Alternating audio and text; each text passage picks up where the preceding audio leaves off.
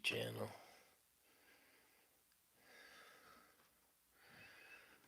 I'm out of the picture. Let's see if we can turn this a little bit. There we go. What happened? Why isn't this coming on? Let's see. Maybe we gotta type in here.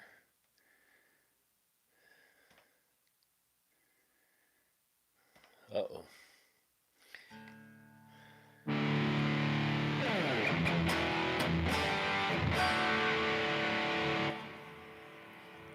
Something wrong with the computer. No, brother. Should we turn it off and turn it on again? Let's do that. Wait. Let's see.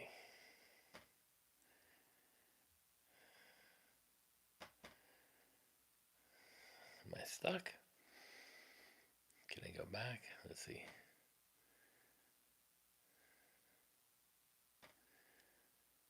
What's going on? The computer's froze. Let's see. Is it because of this? No? I saw something. Let's see. We don't want that.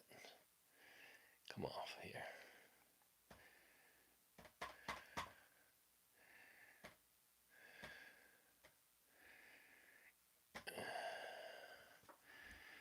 Let's see. I think we got it. Let's see. Almost. Here we go.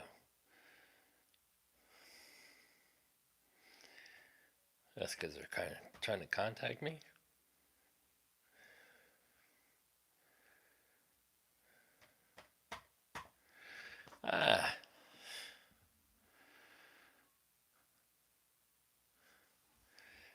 This page isn't responding.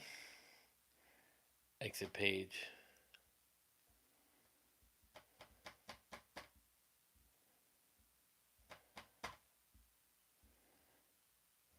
What is this? Let's see.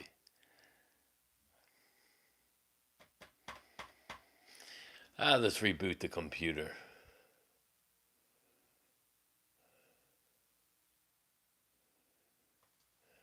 Let's see, refresh page.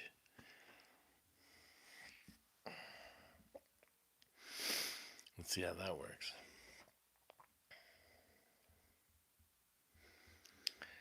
There we go. That's all we had to do. Let's see if it comes on now. What's up, everybody? Yeah, I had to... Oh, you're on the road, Joe? Man, my computer was stuck. I had to refresh it. Mr. Night Owl in there. Good evening, brother. Jamie, what's up, bro? Steven, what's up? Joe Wentz. Drive safe, brother. Let it rock. It looks like most of you. Yeah. What's this? Why does YouTube keep sending me stuff? Oh, no. Let me see. Oh, wow, I didn't know I could do that. Interesting. Hey, Musica. What's up, Allison? So, I wasn't sure if I was going to do one because I was sick for a day or two.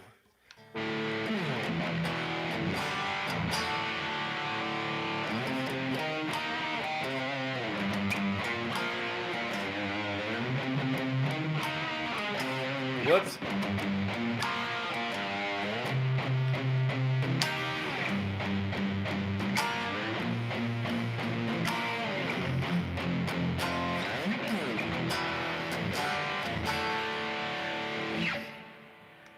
Anita's Tech?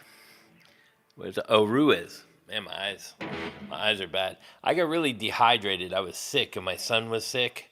So Monday, what happened was the live stream Sunday was really long for me, and it kind of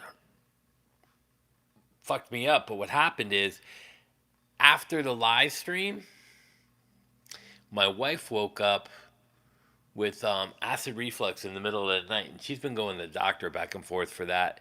And what happened was about 1:32 in the morning, after I go to bed late, sometimes early.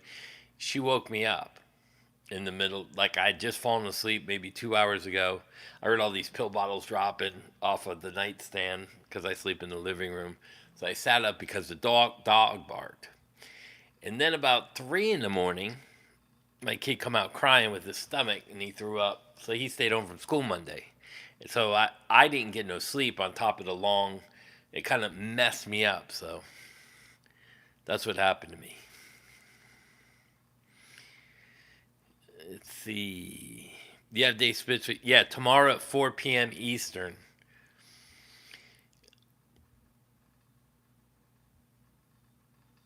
6 a.m. over there.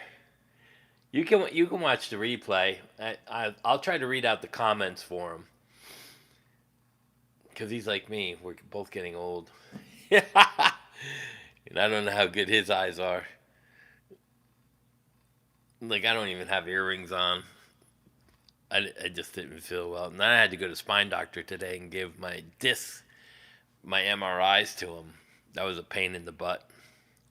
So I had to drive 45 minutes back to Miami and then 45 minutes back.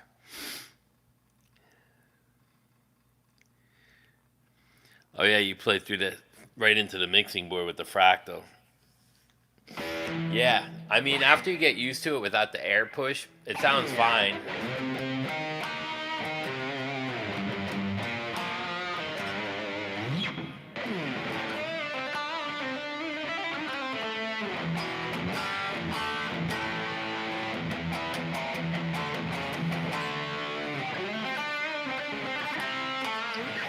And I'm not a big fan of PRS. Oh, you tore a tendon in your foot. Oh Jesus, Mr. Night Owl, don't do that, bro. You have to wear a boot. Yeah, I'll tell you guys another funny story. So I grew up playing golf my whole life, and if you know, my cousin is Michael Meehan through my stepmother. Let me angle this a little bit down. He was Trump's head pro, but he's back on the senior tour. And he was the head pro at Trump International in West Palm. Then he went to St. Andrews, and then he went back to teaching in college in New York. And now he's back out on the senior tour. And while I had a break from the tour, I was doing long drive contests, like for ESPN and all that. It was called the LDA. I don't even know if they have it anymore. But I made it to the finals. And while I was warming up in the finals, I tore the ligaments in my foot. So I know tendon is hard, but the ligaments, they had to go into the side of the foot and cut it. And I had to wear that boot for about, I don't know, a month. It sucked. And that kind of put a halt on it. After that, I didn't really long drive no more. So that was a surgery on my foot I had. So I ended up with plantar fasciitis because of the torn ligaments. They said I shredded it like paper, like it had so many shreds that it was locked up. So I had to go in and cut it. That sucked though. I've had a lot. I've had a lot of surgeries. A lot of surgeries. My knee, my foot, all kinds of stuff. So I feel for you. Allison, I just talked to Leon Todd over on your side from the Ragdolls. He's so cool, man. I love Leon Todd.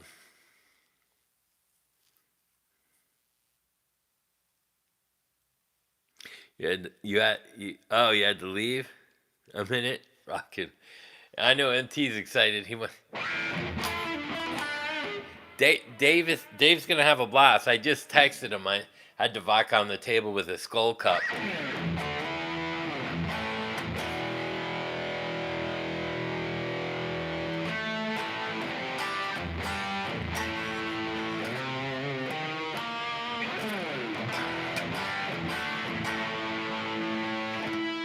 And this will probably go out of tune a lot.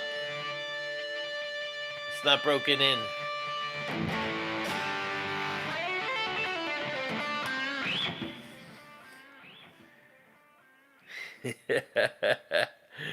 I love you too, buddy. That's what I love about this community. Everybody on here is fucking cool as shit.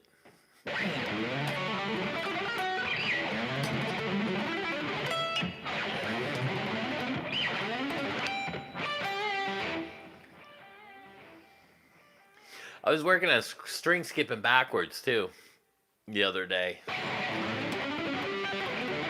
Let's see.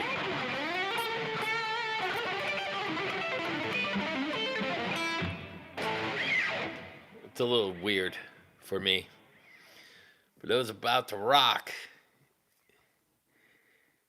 What's up, Ed? Yeah, Joe, I got a funny story for you, buddy. After watching your video with that gunslinger, I was like, I can't really play my old ones. I have 2 or 3 original ones. And same with the Kramer Kleins. I don't play those. So I was like, man, let me get a new one because his sounds really good. So I went in there and I saw this and I was like, why is it only like, I think they were like $9.89. Because it looks like the custom with the pickup rings and stuff, and they put a better top on these custom 24s. And then I was looking at the set neck, and somebody was right. Because I was looking at the back of the neck, and it says CE in the other video, and I don't know much about PRS, but it's called the SECE. So they have an SE and SECE, which is like the middle of the line custom 24s, I guess. And then you have the USA custom. So it's the middle one. So they have a bolt-on one, the earlier ones, and then you had the SECEs with the set necks. I didn't know they had different versions. So I saw this, and they were like, hey, listen, we messed up one of your orders. So Steven is going to give you, if you want something in here, we're going to cut you a break. So I went, yeah, the CE is made in the USA still, I believe. And this is a SECE, so it's the middle of the line. Yeah, it's 24 fret. You know, in the back, it's a set neck. And it's got the vintage tuners, which is an upgrade too. So the tuners are vintage. So it was like almost $1,000. Well, it would have been over $1,000 with tax. So I was like, well, what would you give me that for? Because they said they'll give me they'll help me out on and give me a good break on something. I almost bought a 75 Fender Tele that was silver sparkle from Mexico. And I ended up getting this because I got this for about, so it was 200 off, 980, so that's 880, around 770 plus tax. And then I got the, so I was like, man, that's a pretty good deal. So, and I was like, well, it's 24 fret because I was going to get a BC Rich, and then I ended up with this just because it was nice. But it sounds, it's got a push, not a push pull, a pull. So like if I go, let me see, on the cleans,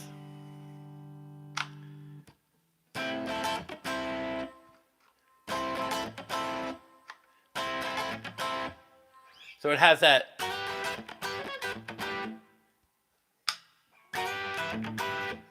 So it changes the sound a little bit, but it sounds, it's like got that kind of a little bit of a stratty sound to it.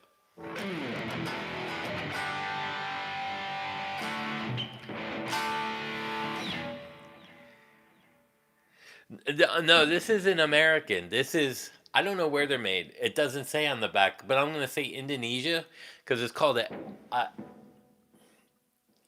see, it says SE on the top, custom, but on the back, it doesn't say where it's made, but it's a CE, so it's a SECE. Yeah. Yeah, Ragdoll's amazing. They've come over here a couple times. Leon Todd's a super nice guy. Cleans or means. Yeah, so because I was confused about the whole thing too, but you know I played it.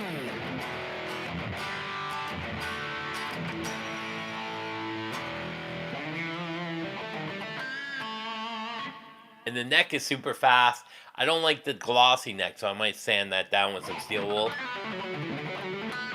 But it's a fast neck.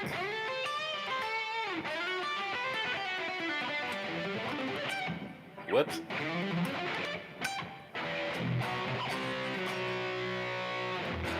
But it's got pretty good sound.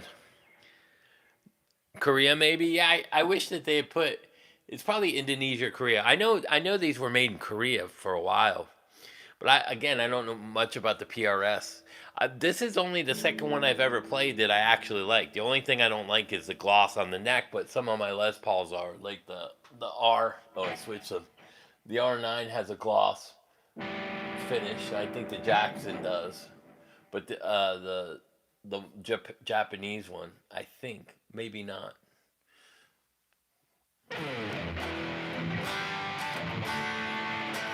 I don't mind it, but I prefer not. And let me take the reverb off so you can hear it a little better.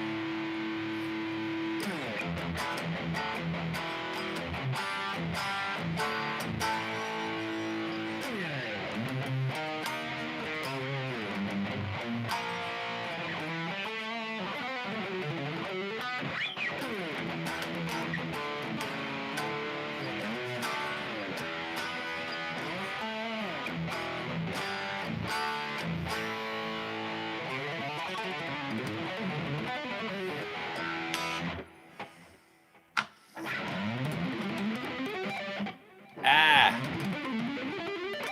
There you go. So it plays and sounds pretty good. So I was gonna get I might go back because there's a Charvel that I'm looking at and I might buy it. It's the black with the raised grain and it's got the glow in the dark green with the green pickups. And it's a good price. So I might go back. They got 2 or 3 of them. Let me put this over here. No, let's not put it over there.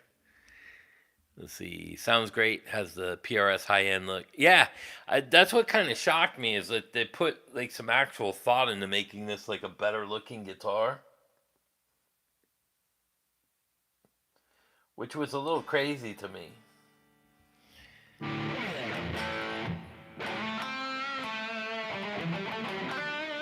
It even sounds better than the other 24s. Yeah. Just fucking guitar. That's all you need, man. And I had to go to the store because Dave likes vodka and cranberry. So I got him a skull cup and his vodka and cranberry for tomorrow. He's a funny character. Yeah, if he gets a little tipsy, you're gonna hear some crazy stories. He'll let loose. But Dave's a great guy. When he was recording it, so he was recording at Rob Roy's a couple, I don't know, maybe 6 months ago with the Plasmatics guitar player and Patrick. I've showed video of it on the channel before, but I was watching Patrick. Part of it I went into the room they were in, and the guitar player was in the control room with Rob. He's like, "Hey Chris, come here." He's like, "Hey, can you go in my black bag and there's a little container in there, like flask. Can you bring it in?" So I went in there and snuck it in. So, because Rob won't put up with that in the studio. I hope he ain't watching this. But it was funny. What time tomorrow? 4 p.m. Eastern. Give him a few drinks before the interview. And then, yeah? What was this to come out there? For what? To try these, like... No, I'm doing a live stream. What is that? Let me see. It's Japan candy. Japan candy? Let me see those. Come in. Let me see. Japan candy from where? She bought this? No. Where'd you get it from? One of her friends at work. I don't know. Should we try some Japanese candy from Japan? I'm not a pistachio, so you can have that one. What's the other one? Why is there 2 different versions of Kit Kat? Should we try Japanese chocolate? Which one you want me to try? We'll just do the blue one for the blue guitar. I'll have just a piece. I'm diabetic. You know that. Why are you laughing, boy? That sounds like an evil laugh. Why is it? What is this? It's a blue Kit Kat? Yeah. So it's a blue Kit Kat. Oh, brother. Why does that smell like that? The fucking blueberry. A blueberry Kit Kat? Am my mouth gonna turn blue? Is this a joke? I don't know. Is my tongue blue? No. Okay. That's good.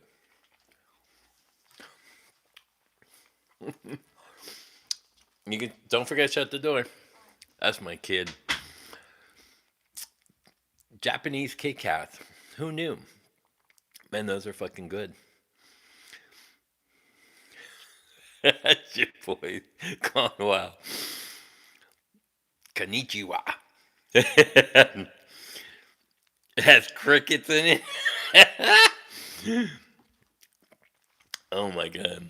Yeah, Joe. Joe's cool as shit. I love Joe's channel. I'm sorry I missed it the other day, Joe.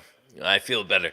How do I know when you? I don't know how you did know when you're doing live streams. Do you do like a bell notification or something, or do you do like me? You just plan a couple things and then go on whenever.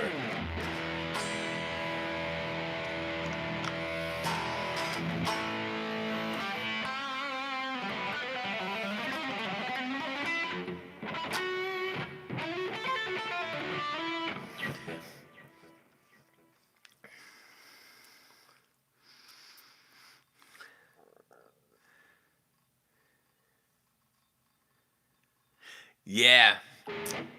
Well, she's been having. She gets vertigo sometimes. So when the crystals are off, so they give her medicine for that because she tried the exercises and all that, and she was a little dizzy the other day, and I think that's probably what gave her the acid reflux. Yeah. Oh boy. Mama wants you to try this. Trying what? The, What is that one? it's like coffee or something. It tastes like it. Is it the other red one? Yeah. Oh no. No. What the fuck is that?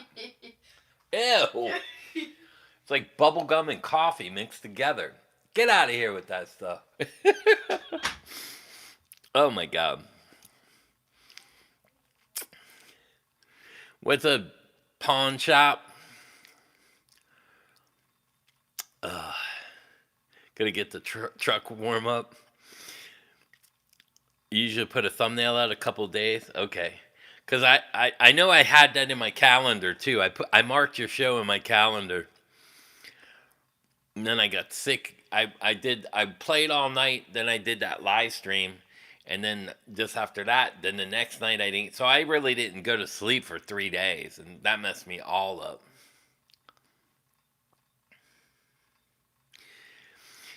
Mr. Night Owl. That's funny. Listen, he says, Scott literally tore my foot tendon to get out of bed a few days. You're not lying. Mr. Night Owl, I'm going to tell you another funny story. My kid's 10. So he says, literally. And he's on his Oculus. Literally. I go, boy, it's literally. And then he goes, that's not how they told us. I go, what do you mean? It's literally. So I was watching, I went on YouTube for pronunciation. And then they were saying that the British say literally.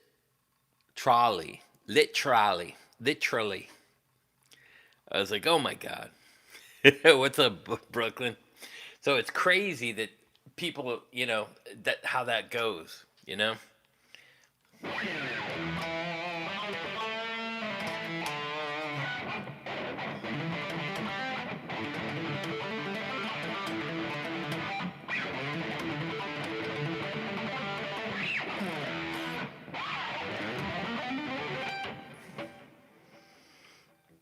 I wonder if I can put that into going backwards after I do it. That's a tough one.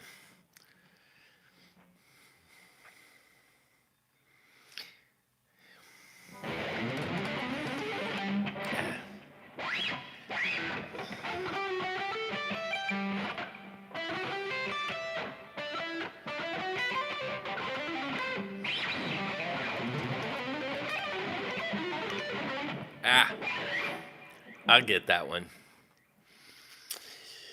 Yeah, it's kind of weird how they talk. Literally, literally, and I'm like, so like I asked my wife, and after I kept asking, is it literally or literally? I said maybe I was saying it wrong. Tomato, tomato. I don't know. I go, where is he getting literally? So he's on Oculus. You literally. I go, no, it's literally. And then today I asked her again, and I kept saying literally, and then she was like, no, it's literally. And I go, no, it's literally or literally. And so she got confused. So then she asked her coworker, and she says it's like with a light T. And then I kept saying it, and then she got confused and goes, I don't know. I go, 3 adults, and we can get our shit together on how to say something. I was like, I go, no wonder why they have that show, Smarter Than a Fifth Grader. Are you smarter than a fifth grader? No.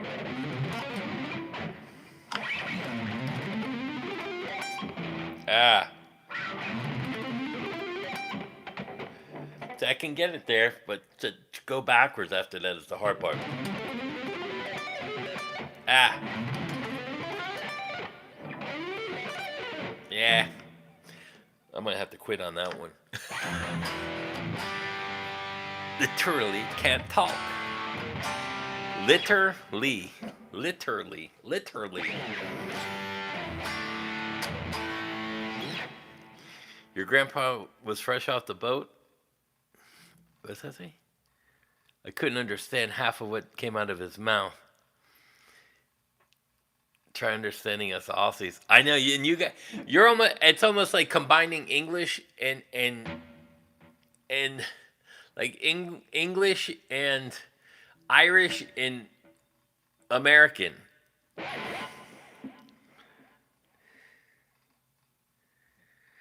You think the other PR? Yeah, the pickups on the other PRS are good. They're cleaner. You can hear.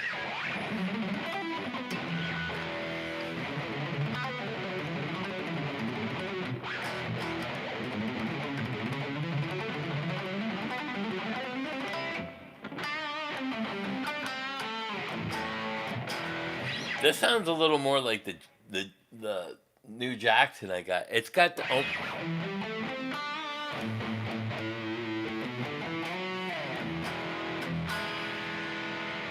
it's not as bright sounding. Usually I have the presence up though.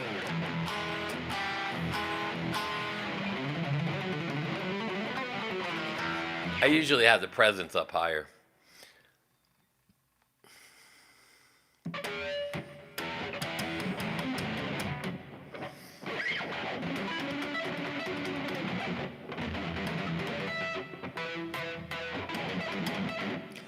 The one thing is, stuff like that is hard for me on the smaller frets because I got such big hands.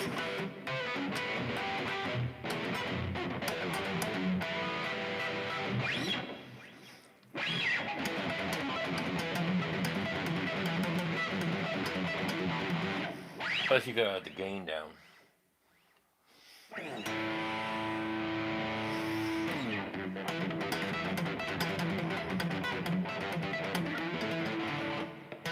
I can't see. I might have to put the action down a little bit. Maybe a hair.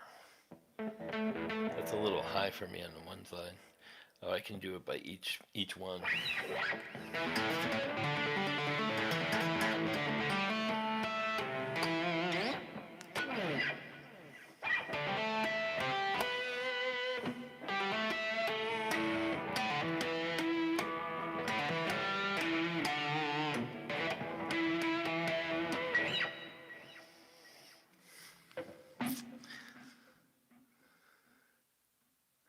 Yeah, I was thinking about putting a DiMarzio in there. I got a free set of DiMarzio.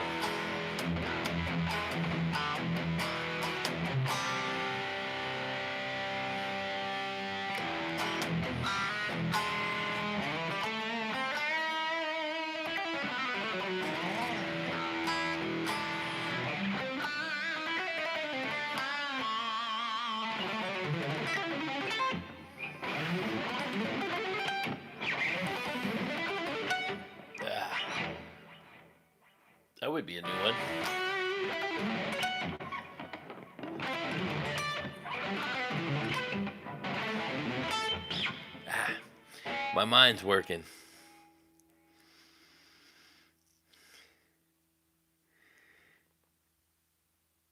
Maybe. I don't know. But they sound really good in here.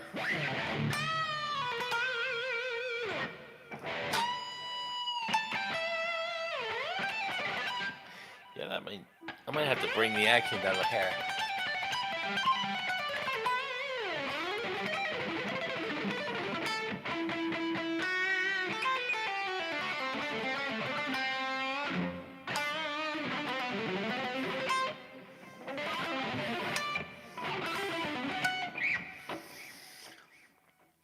PSR's blank starting point and consider doing that too. That too. No sound, you're locked into a strat, and the PR's coil splits are better than the finger. Yeah. I mean, it's.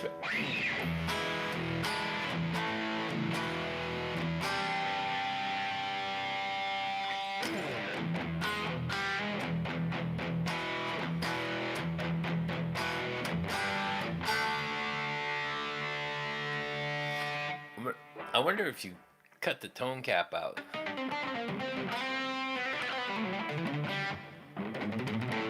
So now if I go into the Van Halen thing, let's see. It's going to be way brighter.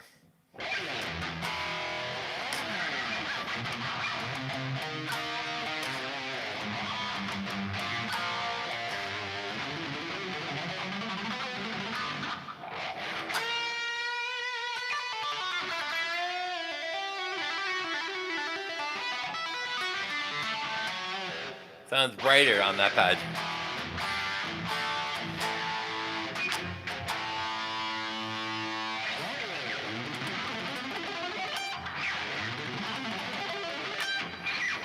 See, it actually sounds a little better on this patch, I might say.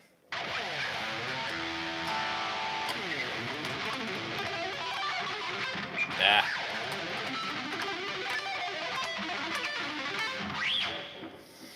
That's tough to do.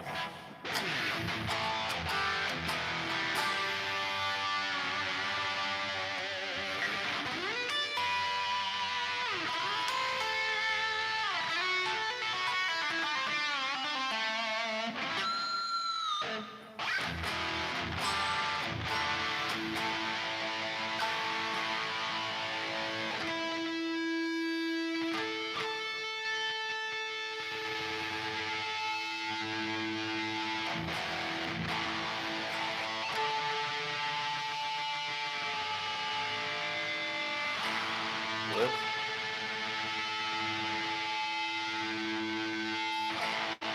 What are you saying if your tone's up all the way?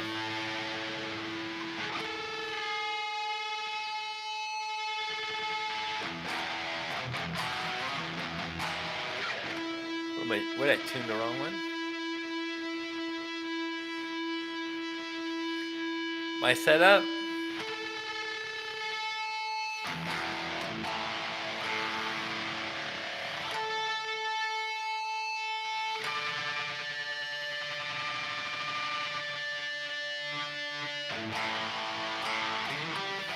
It's hard to tune with the phaser on, isn't it?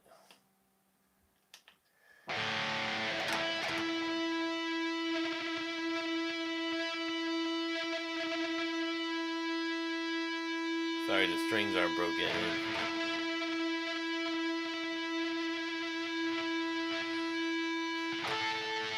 So I'm using a Kemper. And I got the patch from Chat BTG or whatever that is.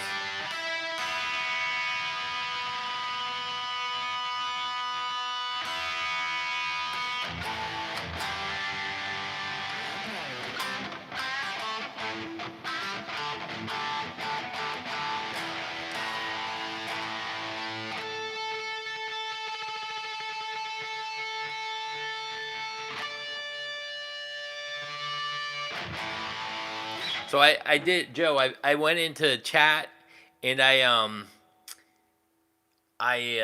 asked for a Van Halen tone. Can you do a Van Halen rig for me? And it gave me all the settings with the delays and the reverbs and the trebles, the presence and everything. And then I tweaked it a little.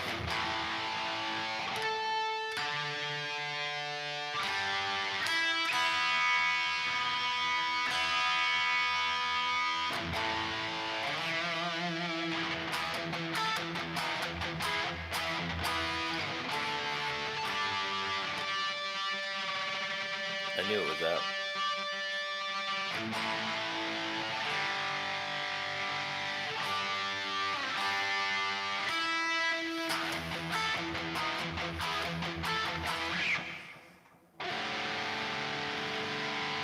So when I went in there and it gave me the whole rig, I just put it in the camper and it sounded pretty good.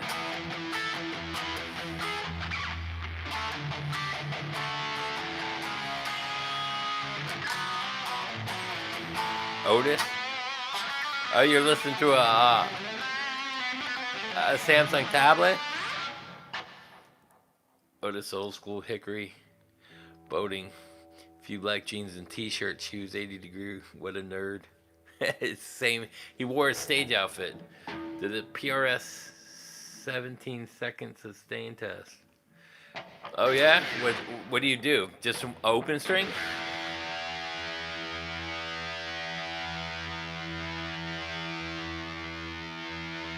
Why? I just at Deer Creek. The strings aren't even stretched out. I just got it. I played it for like 10 minutes. I guess is that the sustain rule? Here comes the feedback part.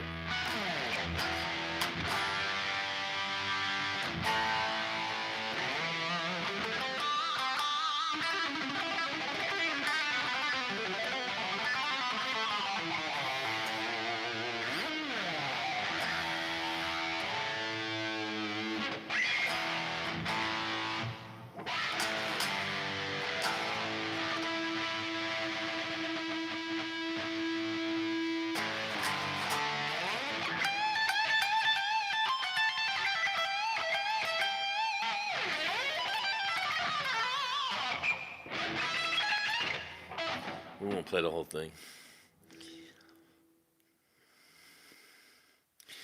Oh, the nut would be an upgrade? Yeah, probably. I'll have to look up and see what's on there. But I know if I do this.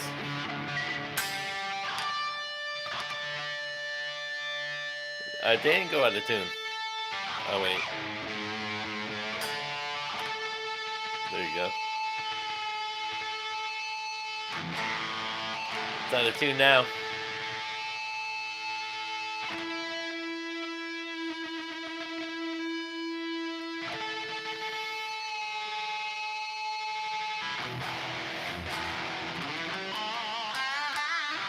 Let's go back to the other patch. Just because it'll make it easier for tuning purposes.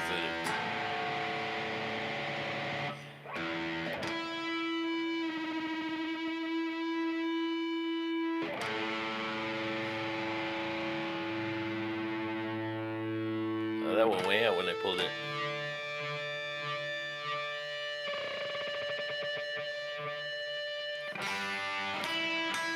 Well, you know what's weird about this? The first and second strings seem more pitch better. But yeah. So I just ran Chat BGG and I said, give me a Kemper rig, and that's what they gave me.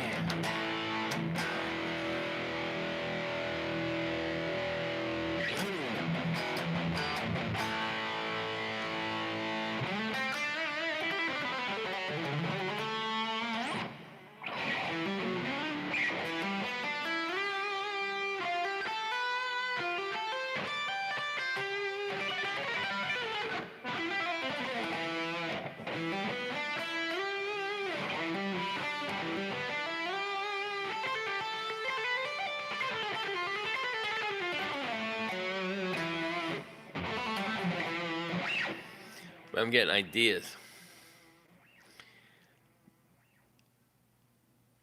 It's a PRS material.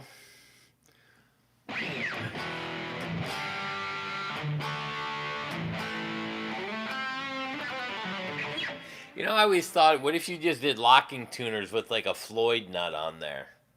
That way, it's just sitting in the groove and it's metal, so the string moves better. But the locking tuner would actually hold it better. I thought about trying that too. So I don't know.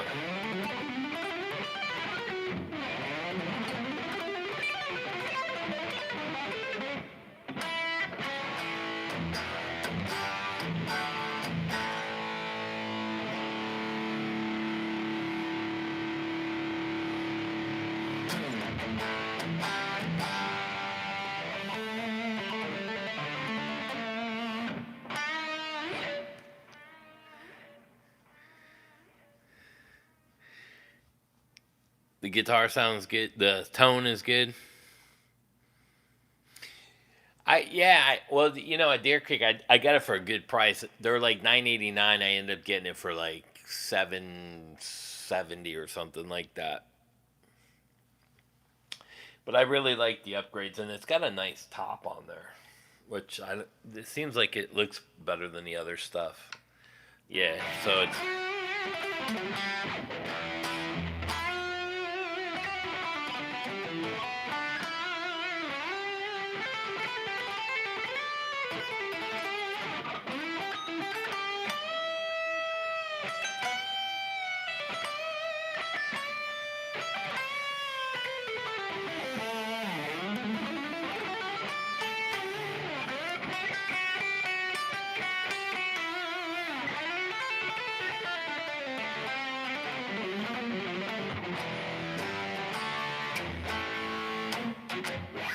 Yeah, I'm sure you could make these really, really nice.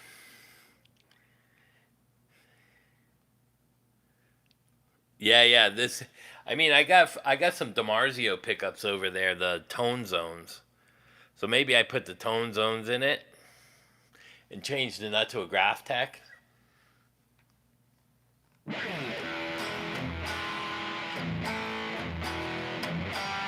But it does sound great with the Pink Floyd thing. I don't remember where that is. Let me see. Oh, there it is. Is that it?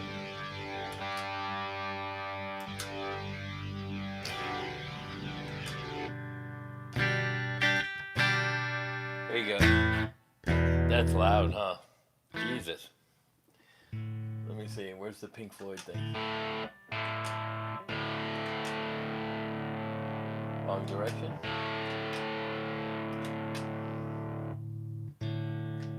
Oh, that's a bass riff. Oh, wait.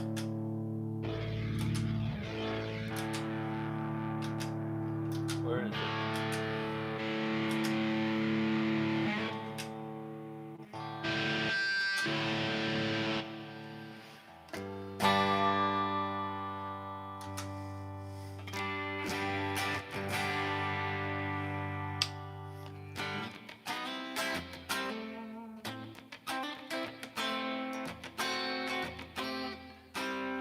The single coil sounds pretty good when you split it.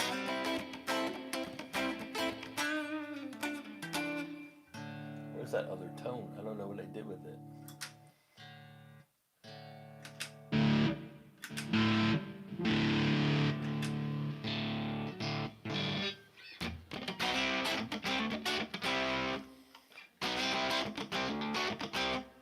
That's weird sounding. I don't remember what I did. I don't remember what I did with the other tone.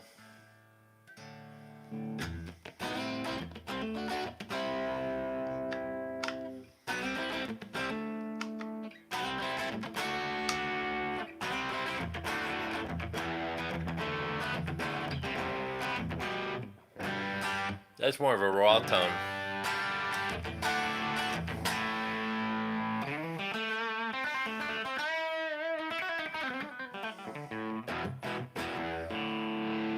I need more gain.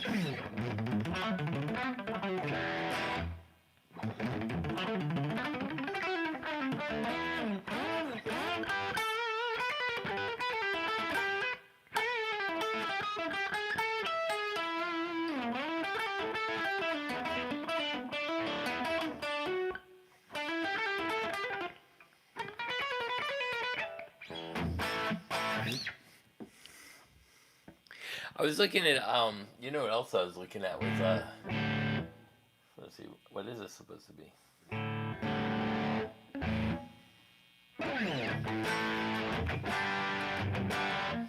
See, like this isn't even, I don't know what patch this is, but let me go into the low cut and the high cut.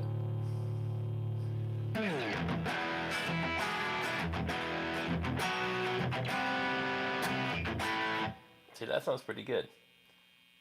Put the noise gate on, store, tire performance, store.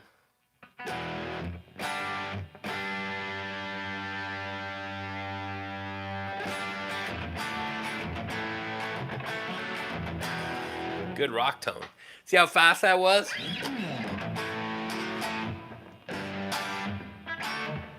Let's do, may put a little delay in there. Oh, I don't like that delay. What is that? I hear some flange on there. Let's see.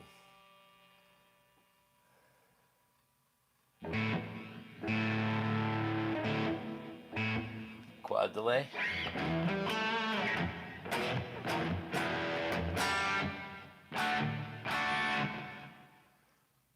Let's see, rhythm delay. Legacy.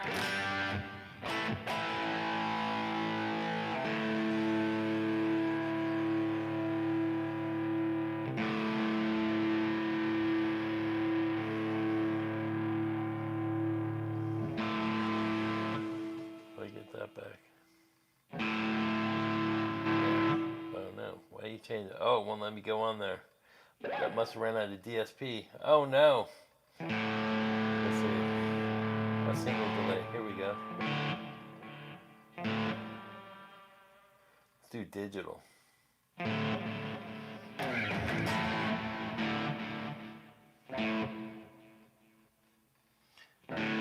Tap tempo.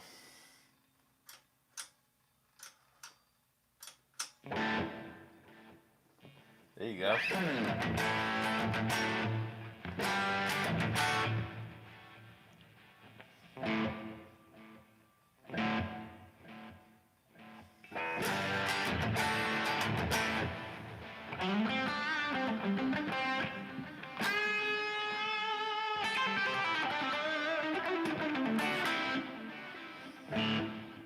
Maybe a little too much. Feedback.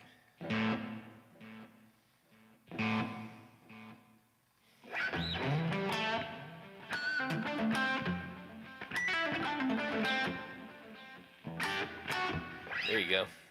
So you get to see me do a whole patch that I never had.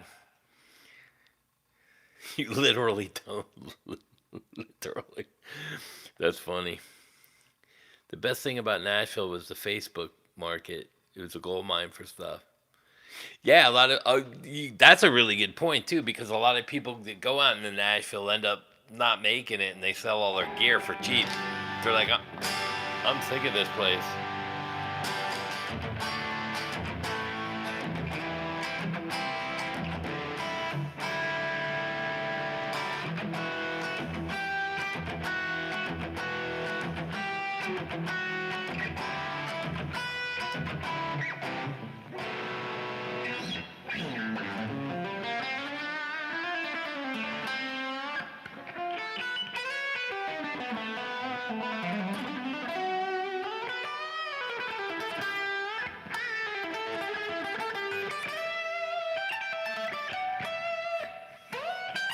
I wonder what amp this is. Let me hit store.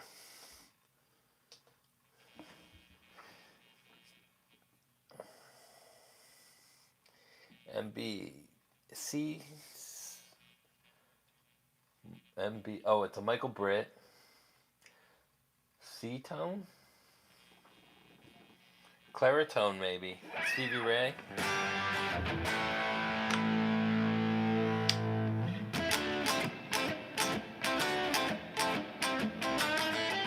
I don't know about that. Don't sound like Stevie Ray. Play some Uncle T-Bag stuff.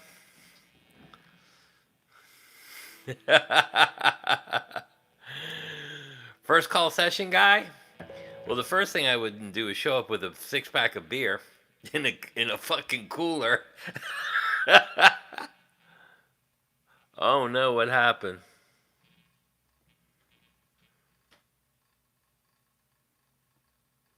I lost my page? What happened? Let me see if the phone went down. Let's see. The live stream's going. The computer crashed. Let's see. Go back on the YouTube.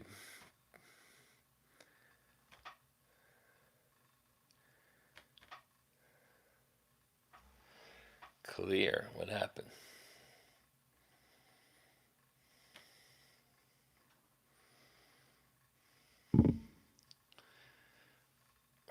Let's go back to YouTube. Probably lost a lot of comments. Microsoft Edge isn't responding. So restart the browser. Oh boy. The group or resource is not in the correct state to perform the request. Okay. Here we go. I have to go back on. YouTube's acting funny tonight. First it wouldn't allow me on, then it crashed. It just crashed. My screen. Tuesday night. Let's see, live. We're going to have to go on. Oh, now my account pulled back up. Let's see if I lost all the comments. 22 watching. Let's see. Here I go. Back on. Come on, baby. I just use it for the comments. Oh, there I am. There I am. Rock you like a hurricane. Is anybody alive? Oh, there we go. Back on. Less sawdust. Let's see. Oh, no, I didn't lose all my comments. I don't think that non-musicians hear the music the way musicians do. That's very true. Especially like even like some of the beginners, they got a concept of it, but like the wannabe kind of beginners that don't really want to put the effort in, but want to like talk about like people. You know what I mean? The biggest thing that I don't like about YouTube. So let me give you guys a for instance. Oh boy, Zach went on Jordan Steele's page under a fake account so that he wasn't. Here's the problem what Zach did. He sent me an email saying that he posted under me, and he went on Jordan Steele's page. They removed the comment because the FBI is investigating him, and they knew that came from his IP. He's in a lot of hot water because they sent me that today. I was like, what? They go, listen, he's got fake accounts. That's against YouTube guidelines. You report them. So my lawyers got involved today. It's going to be a shit show for him. He's like, I'm not trolling you. So he went on another person's page making comments underneath me about me on someone else's page, and he used a fake account. He's in a lot of shit.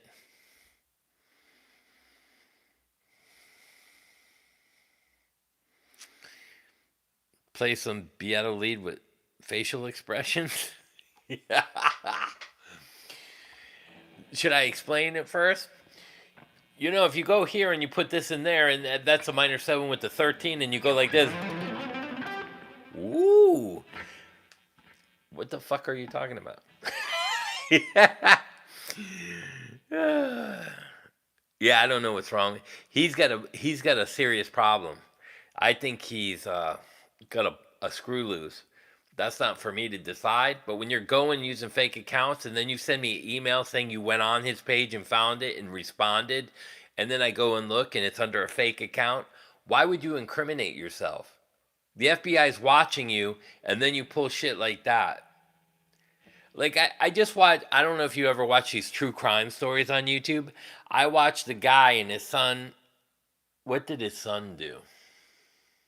His son worked at Spencer's, and it said he had a Predator shirt saying, I hate predators or something like that.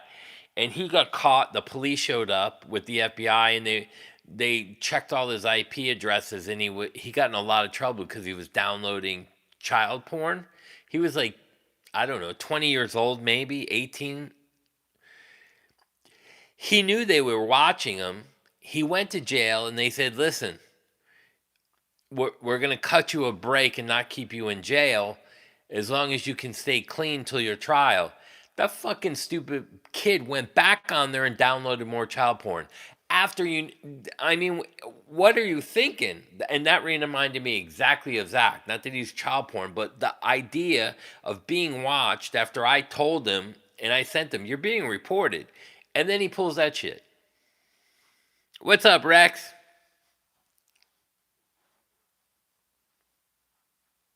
Add 9, whoever can, but always add 11. Means there's a 9 in there. Woo! Woo! That's funny.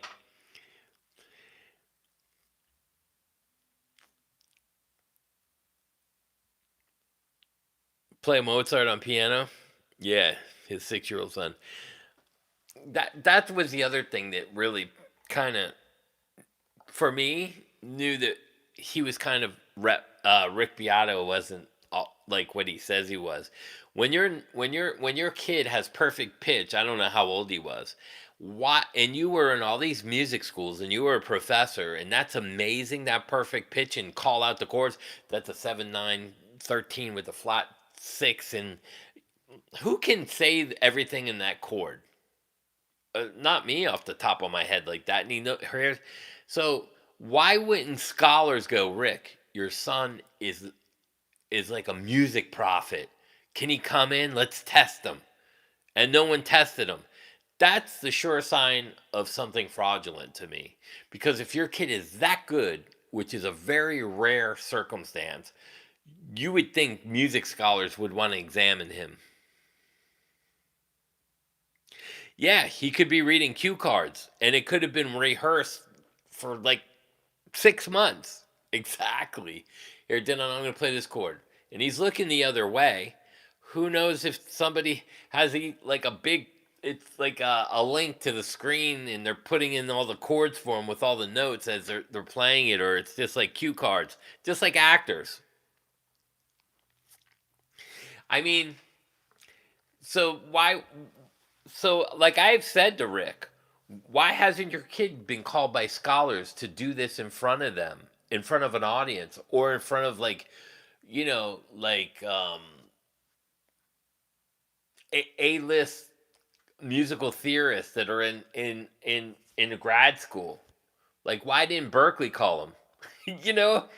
Just to show how amazing it was that if 20-year-olds and 30-year-olds have a problem with that, how is a 6-year-old at the time able to do that, or a 7? I don't know how old he was, but I said to him, I don't think that's real.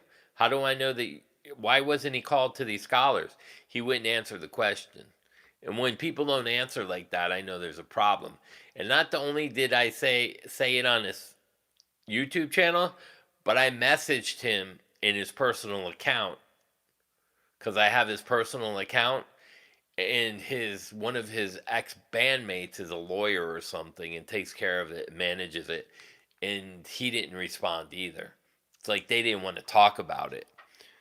So I was like, yeah, man, I'm suspect to that now.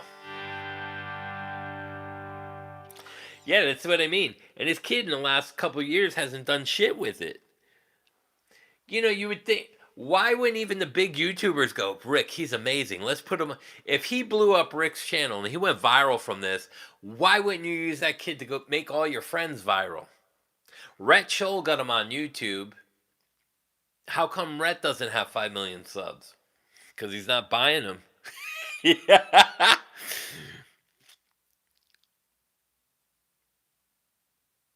Yeah, that perfect pitch thing, I don't know, man. And as he get older, sing B flat. Yeah, excellent. Ooh, shut the fuck up.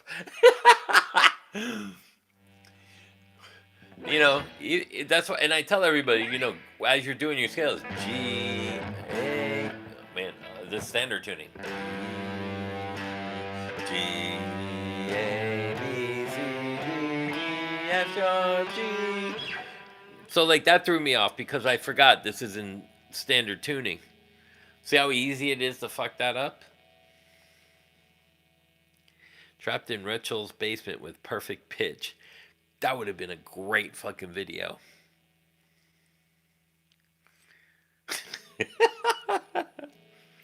They both could have made faces. I don't know if you saw that video Rhett did with the girl, the most incredible guitar player, and she's in college. And she's just playing like... I'm like, are you fucking kidding me? And he's like, ooh, ah, ooh, oh my. I'm like, what the... Where do you come up with this shit? Like, is there a YouTube book for dummies? Oh yeah, I bet that kid was bullied at school. And the other thing is,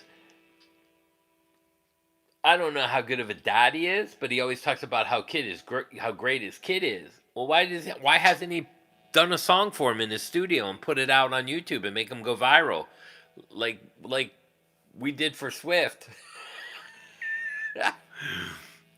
But I mean, it's one of those things. Like, I don't know how. Like, and why would I don't know. That's just a whole crazy thing to me.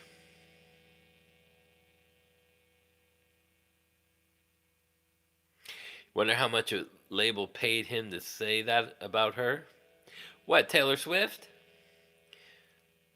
Taylor Swift's dad owned the label. Hey, what's up, Jerry? Did you guys know that? Taylor Swift's dad was a multi-millionaire CEO from Merrill Lynch. And then he was friends with the DreamWorks guy from Disney. He left the company. They got together with all their money, started a record label, and signed his daughter to it. She was one of the first to get signed. And then the label blew up, and he paid for everybody to write songs for her. A lot of them signed NDAs. And so, you know what else, too? Oh, Rhett and the College Girls? Oh, yeah. If she has a lot of money, it could jumpstart a career. It's kind of like shilling for music gear. You get to keep the gear and pay for a review. So how much would it cost me to review? Like, I guarantee if I went to Rhett's show and said, hey, I want you to blow my channel up, I'll give you 50 grand, 100 grand. Of course he's going to put me on.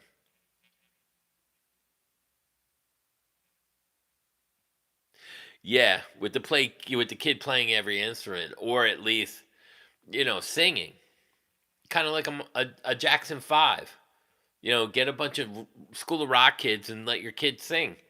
And write songs for them and show them everything because you're a musical professor, even though it's by grad, but, an undergrad. But, your claim is you're a professor and you do this, but I don't see you putting a band together. You got a studio with people in there. You could, I mean, how many, if your kid was that good, why wouldn't you audition kids? Because Rick will make you famous now.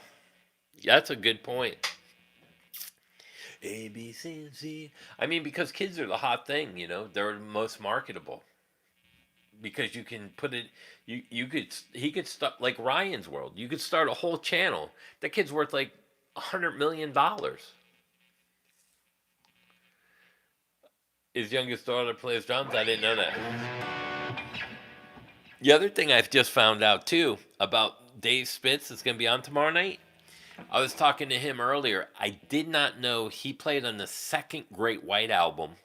They asked him to join the band, and he said no because he finished law school to get his lawyer degree. That's insane.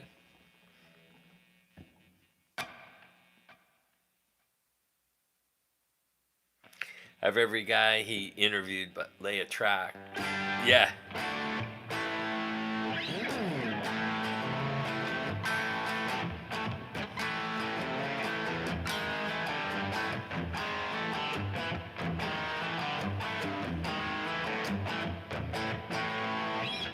That would be a good idea.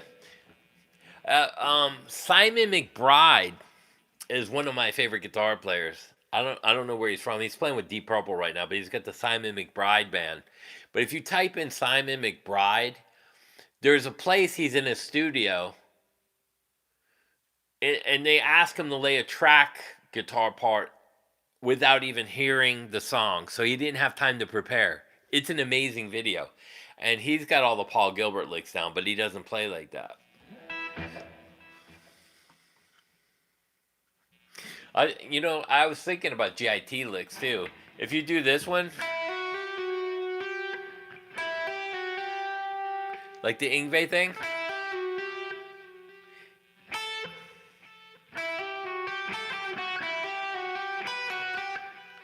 it's that.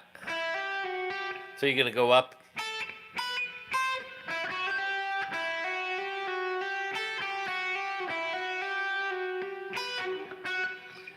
I used to do this like that, but Paul was good at that.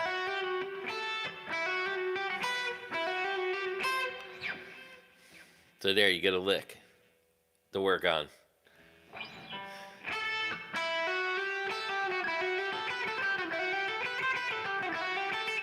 So if you could do it off the second string, just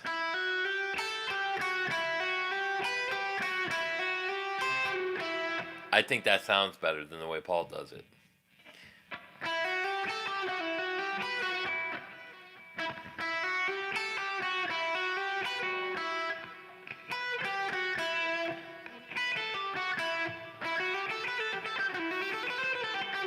I did mine different. Mine was like that.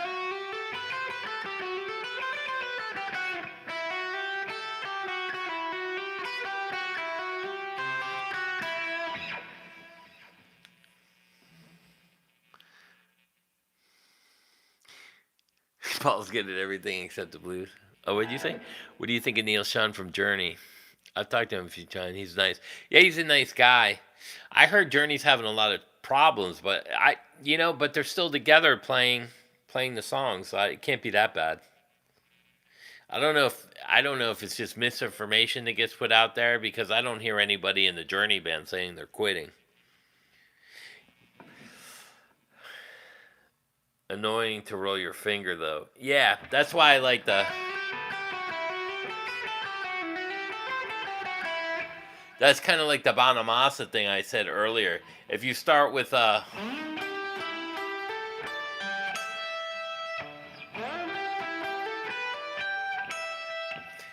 you got to roll that. So I almost rather sweep it, but that gets you into the.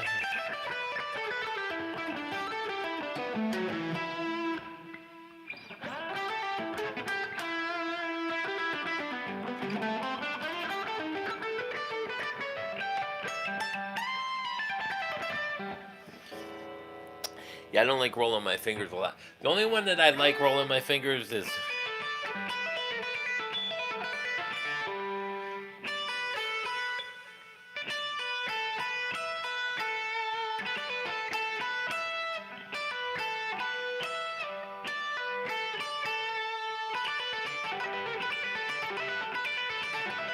I roll it every other one. So if you put gain on it, let's see. I don't know what this is at. Kind of sounds like that. I don't know. I could add some treble, little mids, little presence in the spots. Let's see what that does. There we go.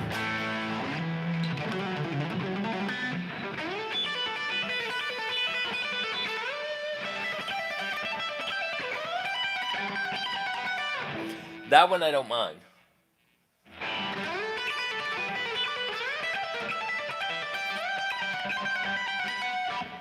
Because it has a cool, it gives you a break in every other one.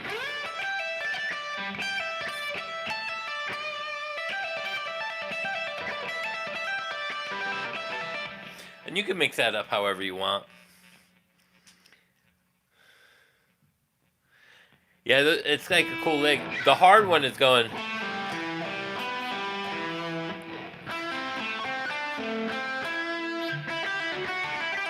So you're going back. You gotta go up while you're doing it backwards.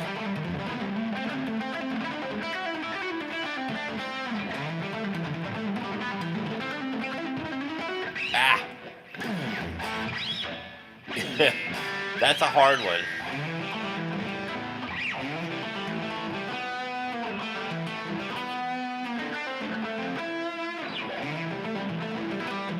It's like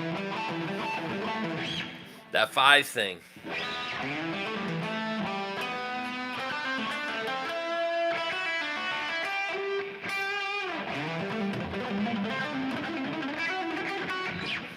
It's a tough one. What's up, Michael? Yeah, I wasn't gonna do one, but that was like I told everybody I'd do it Tuesday around 9.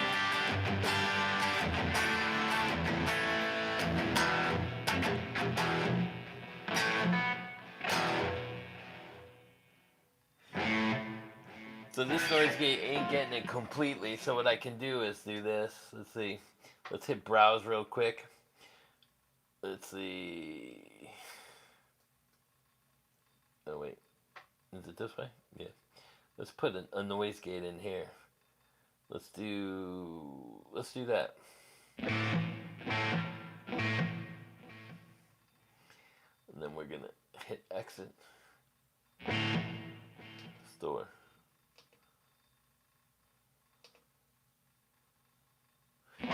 Now you see the blue lit up. There's my noise gate. You guys get to see a patch.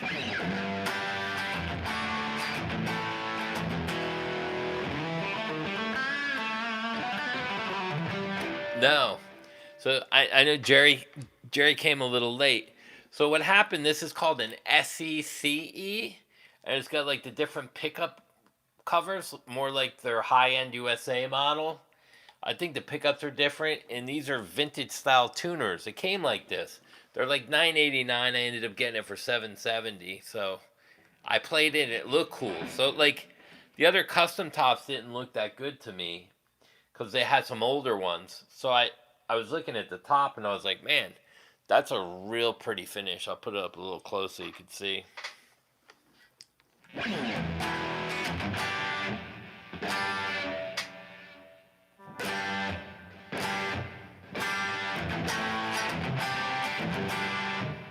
There we go.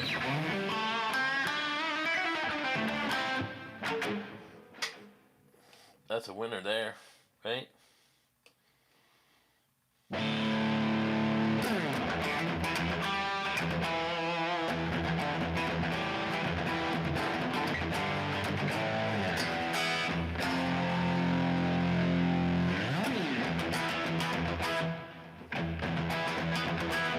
So, Aaron, let me add another effect.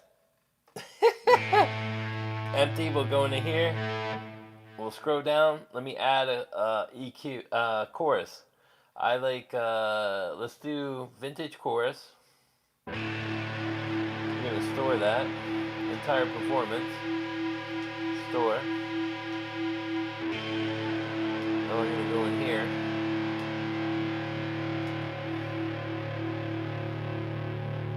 Turn the mix down to about 12.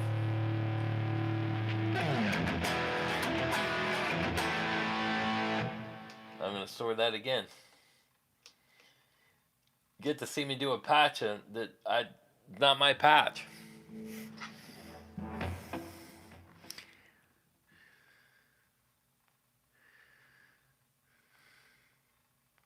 Dean Castronova.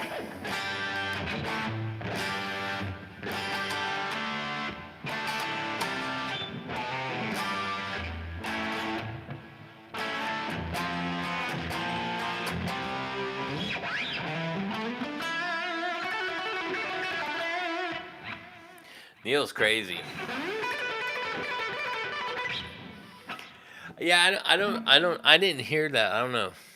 Yeah, it's a pretty finish, Mr. Night Owl.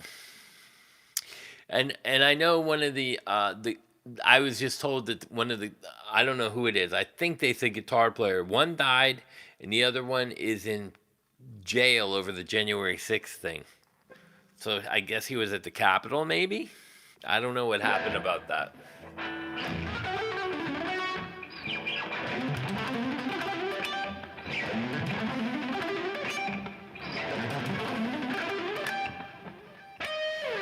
Let's see. Can I go into this lick?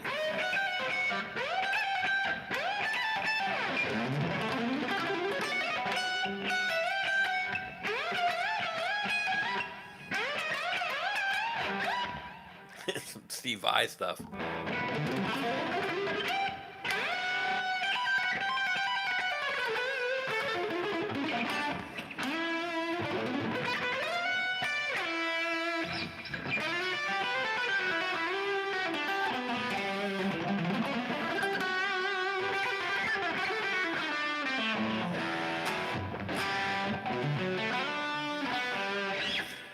I was gonna. Oh yeah, Arnell. Well, it's hard on his voice because when you're touring that much, they want to do like 3 shows a week with 2 days of travel. So it's one on travel day, next night on travel day, next night on. And when you're singing, "Wicked Smoky Room," I can't even go to as high as Steve Perry, and that's natural. Arnell is having a problem singing that high an hour and a half to 2 hours every single night. And I know that because he said he's not doing a 2-hour set, an hour and a half max. So he's starting to lose his voice. I know that's probably the issue. And Neil Sean and the guys, I mean, he sang great. But, you know, they're pushing it because that's 3 nights a week for 6 to 8 months in a year. That's a lot of that's a muscle, man. It's not like your hand. Could you imagine playing an hour and a half straight, all your songs with all your leads, and they probably got them writing, and that's every other day for an hour and a half for like 8 months. That's a lot of singing. Cause I know if I actually sing and I push, and I start pushing a little too hard, I start to lose my voice. Yeah, the way you want it, that's the way. I mean, some of those inflections, how they change, are crazy, and that's what happened to Steve Perry. He lost his voice. Bon Jovi lost his voice. It's too much singing for too long of a time. Yeah, you know you're you're getting old when the replacement singer's getting too old to sing anymore. Yeah. Nah, I didn't see Serge's video. What was that about? How he was on, how him and Bad Brad. So I had the rock star in the. I was gonna do like a spoofy thing with Bad Brad because it was the Rockstar energy drink, and I was gonna put Bad Brad on tape on there.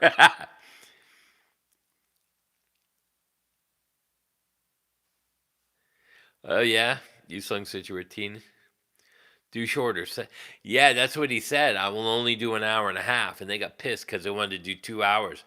Those guys, when you're playing guitar, that's easy. Drums, not so easy. It hurts your joints. A lot of drummers end up with joint issues.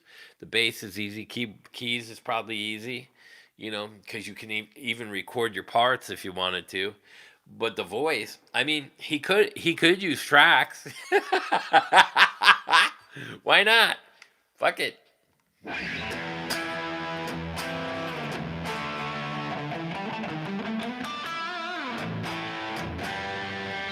You see what they got on here.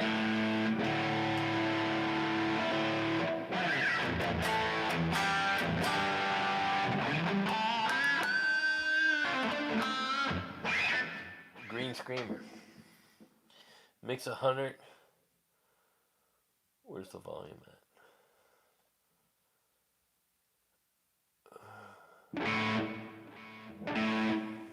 Drive at 1.5.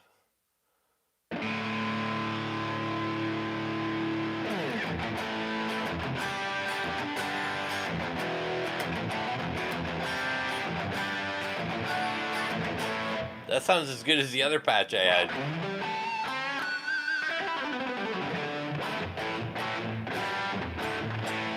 Less gainy though. Let me see what the mix is at. 100. See, I'd like the mix a little less. And the volume up more. That filled it out.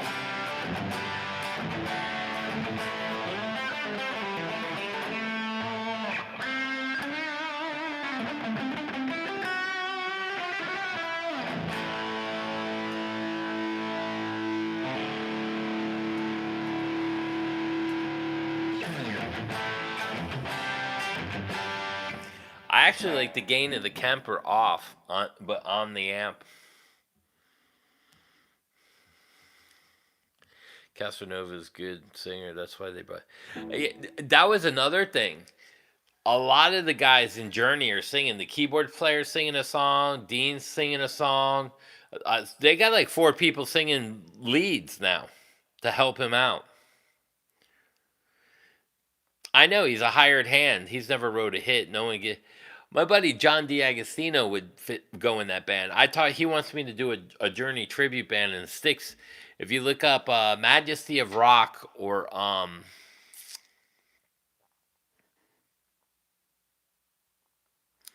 you can see he sounds just like Steve Perry.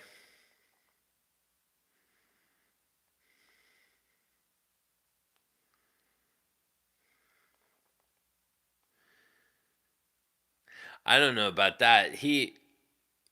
I think he knew this. I mean, he's played with Dio before.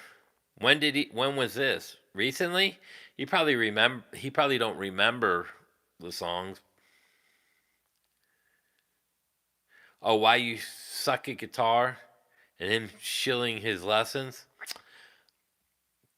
He he's not a I actually have a teaching degree, and I was a certified instructor through the West Palm Beach School Board at one time.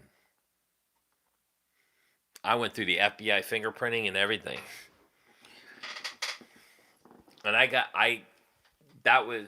helped like it was it's a weird thing. In the Russian video DVD, I'll have to check that out. Doug's really good. He's more of a pentatonic guy, but he's really good. I mean, you're not going to play Holy Diver by just listening to that. That's too hard of a song because there's a bunch of changes in it.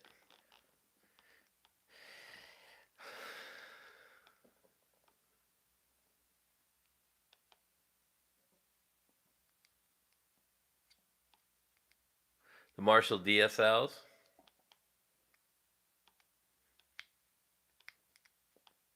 Yeah.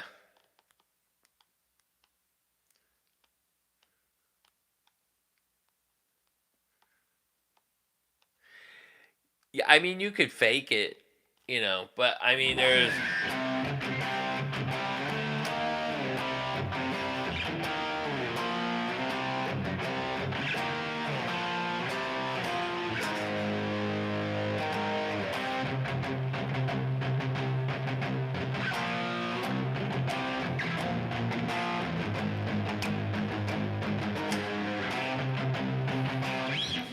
I mean, you could probably get away with playing that without.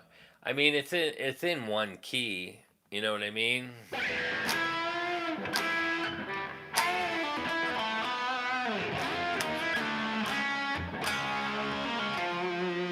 I don't remember the lead. The lead is tough though. Yeah, like Rainbow in the Dark. I remember some of them.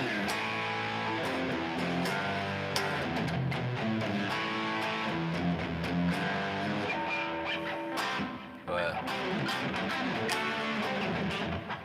like Stand Up and Shout and stuff. That I can fake some of it, but I've done shows where my buddy CJ from Gravel. There's some old songs.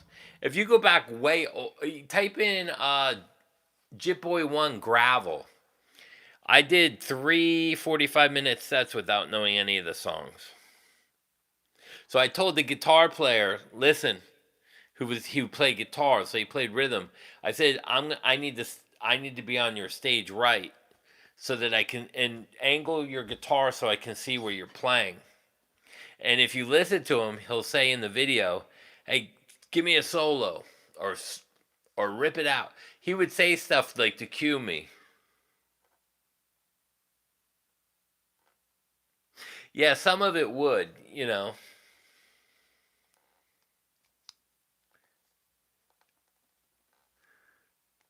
in a music store.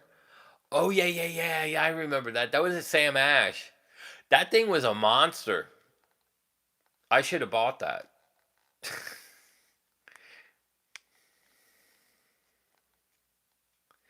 Yeah, I mean,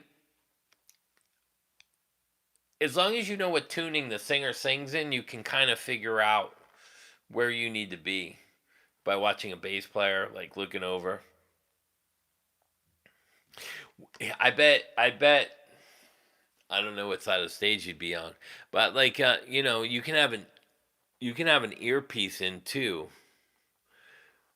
and they can tell you about changes or mashups. So like I could have an earpiece in and somebody could be reading me a chart, or I could have charts on the ground and read them right before the song. And to be honest, like um I could have a teleprompter with all the charts written out, and I could read the music and play right from there. And once I go around once or twice, then I'm fine. Then I'd have to go back and look at the ending. And I would always, and so like I would tell the drummer, like if I didn't know the song, listen, I need you to cue me. He's like, what do you mean? I go, there's no fill going into the solo, but either do a snare roll and a hit or something to get me into the solo where I need to know where the cue. You can get away with it for sure. But like I would ask certain things, you know. I'd be like, dude, I don't know where the solos are in this. So you got to cue me on everything.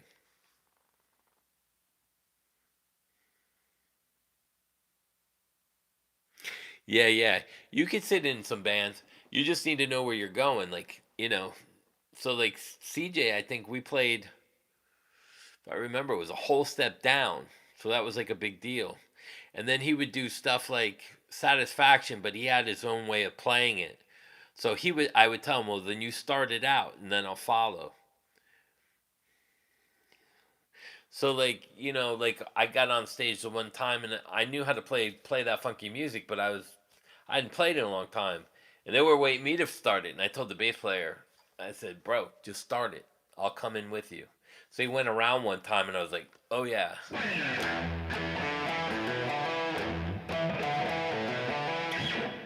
And then it all kind of came back really quick. Yeah, so that's why I was saying the other day I was humming. Now I forget it.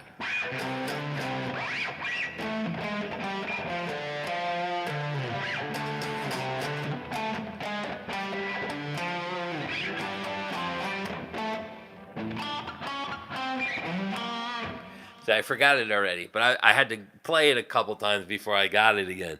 But I've never learned that song. I don't know that. It's like the old.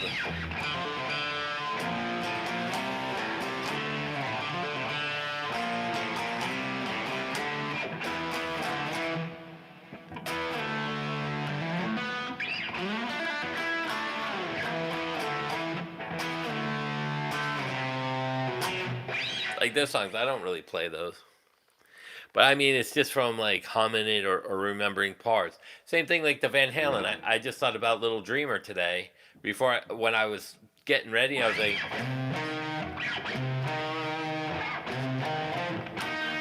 was like, no, that's all right.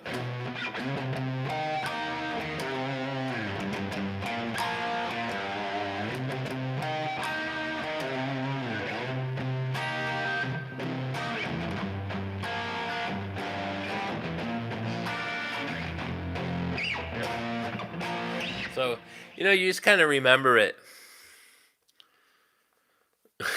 I make you want to play guitar again. Good luck, Jerry. I went 3 days with no sleep. Just like a couple hours in between made me sick. You gotta get your rest. Like I'm diabetic, so I knew I was dehydrated and stuff. The medicines. Yeah, and that's why I say it's important to play like the scales properly or the keys so that you know exactly where the notes are and the sound of it. Like if I'm over here and I go, if I hit that note, I know it's the blues note.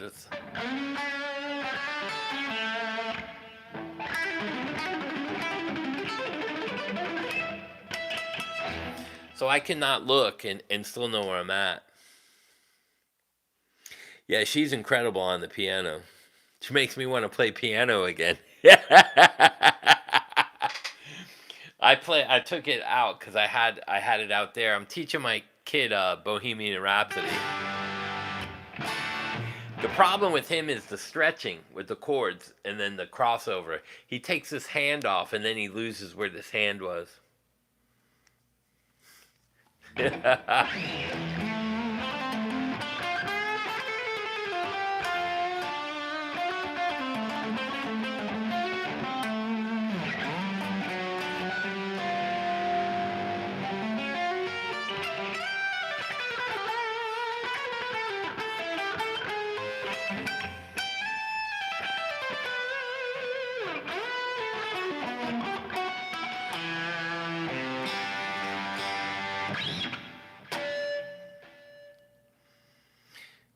You wish you learned theory on it? E-A-G-B-E. E major. E minor pentatonic.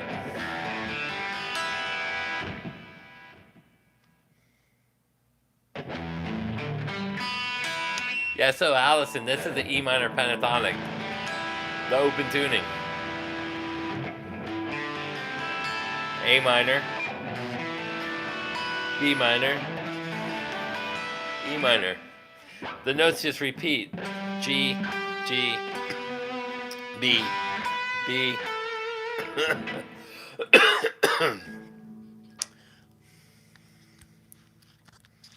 70s or 80s? The 80s.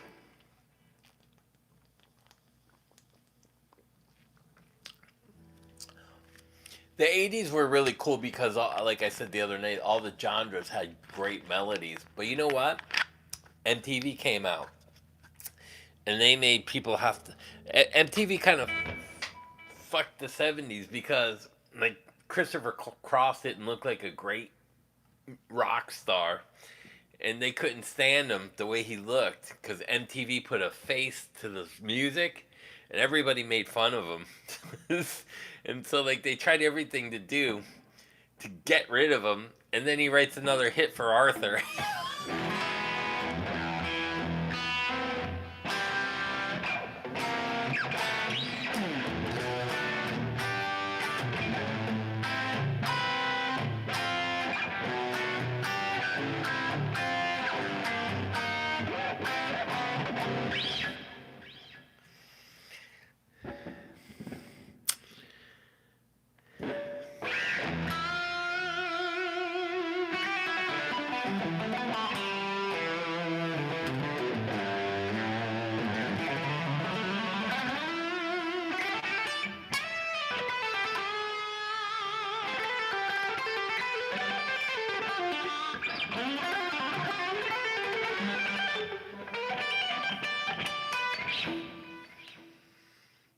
What's up, fur dog?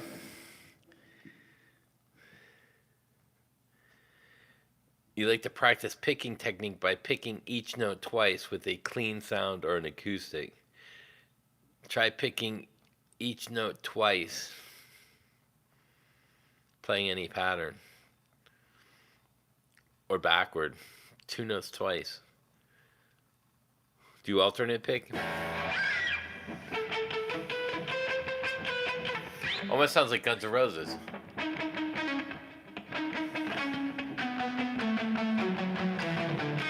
What is it?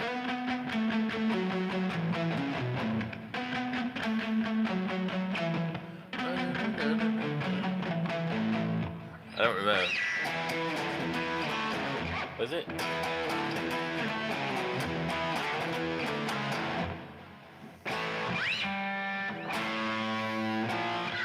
Man, I forgot that too.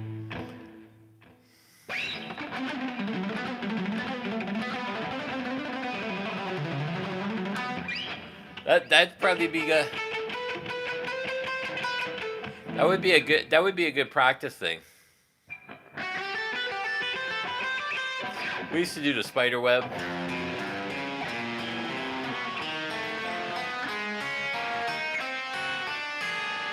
So you're crisscrossing, then move it up and play it backwards. That's the hard part, because then it's like upstroke. That's a cool one too.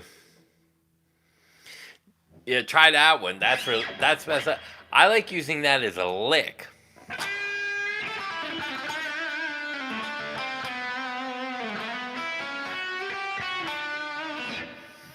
You can throw in practice routines. Type O negative, I don't know much about them. I was thinking about that when we were comparing Danzig to the Cult.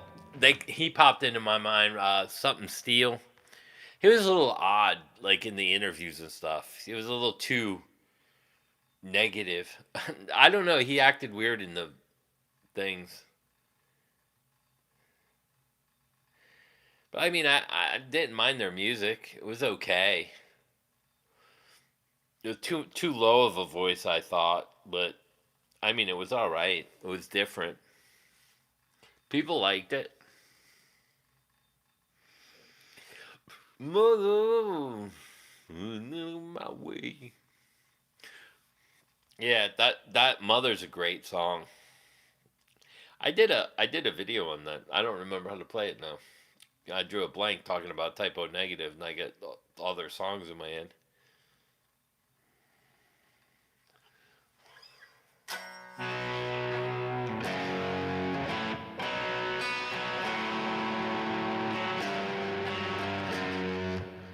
Something like that. You have your favorites? What are your guys' favorites? That's a good question for you guys.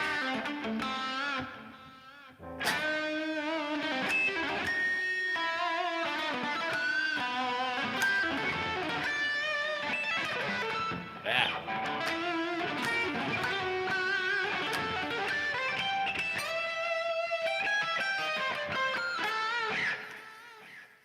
Pantera or Guns N' Roses? Pantera, bro. That's not even a close one for me.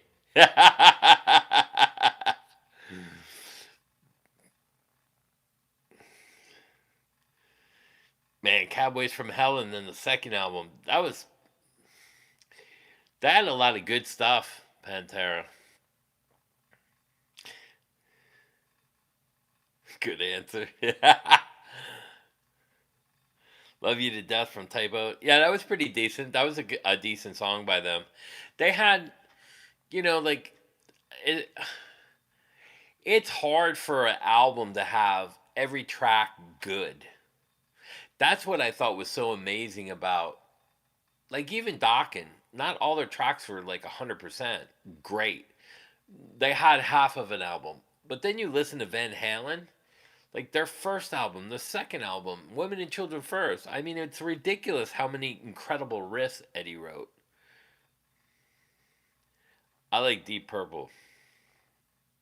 That's a good one, though. Yes was probably a better band, technically, but I like one of my favorite all-time songs, My Woman from Tokyo. My Woman from Tokyo. That's a great song. Yeah, Walk was cool, too.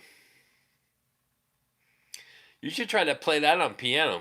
I don't know if you can. That would be weird.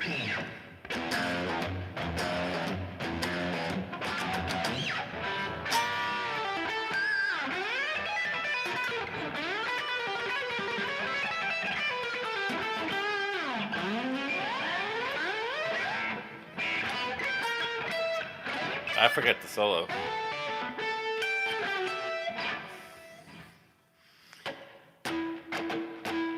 Dime, yeah, he was cool as shit, man. Rainbow or Deep Purple. I don't know. Rainbow had some cool singers. Like, Graham Bonnet was fucking great, and so was Jolyn Turner. And they had Dio, too. I'll have to say Rainbow. Yeah, it's like Pearl Jam 10. That was an incredible album. And the rest of the albums after that weren't so good. They had a couple ones. A couple songs. Bum, bum, bum, bum. Bum, bum.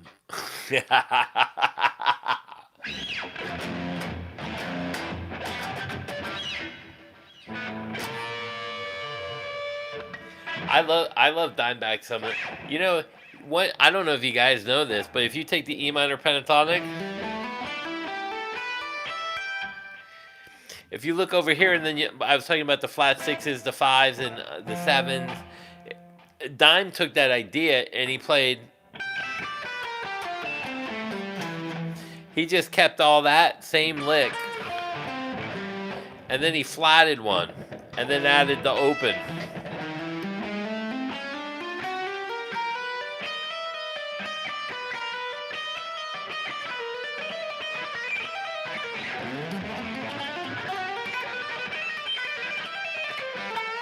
That's a cool lick. Ian Gillan or David? Ian Gillan. I liked Ian Gillan better than David Coverdale. David was good, but I think he was better with Whitesnake with, Slide It In, like that era.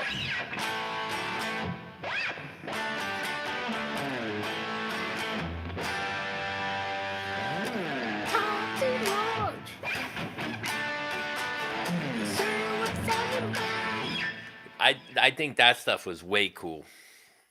And what was the other one? That was off that too. Slide It In. I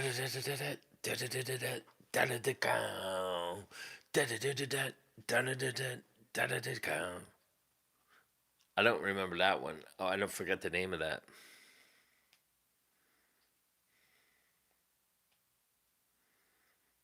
VS has more powerful drumming. Probably. I think. Oh, Slow and Easy. That's right. That was in Slow and Easy and Slide It In were two before that big album. Like the Vice stuff was good too, but that when he came out with the hair sound with I can't remember the name of the songs.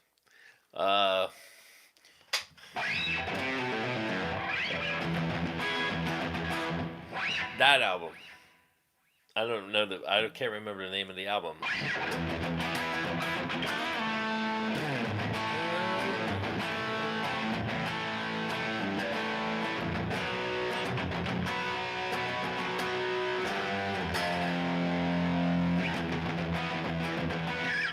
That was a great album. But before that, hair metal for like a real good rock band, Slide It In, and those songs were fucking Slow and Easy were really good.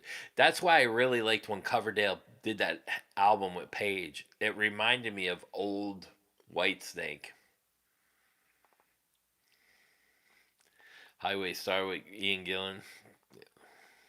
Favorite rock drummers. Woof. I play with Patrick from Yngwie. He's incredible. Carlos to play with Steve Vai, who I've played with. Carlos Benitez. Probably one of the most technical and hard hitting drummers besides Patrick is Carlos Benitez. He played with Vai and he's the touring drummer for Louis Fonsi. He sat in one time and it was at a birthday party in a big club. What was it called? They asked us to do the owner's birthday party, and he sat in. And when people that don't pay attention to the band and they sit at the bar, and then when somebody starts, they got that snap, like crack, and you.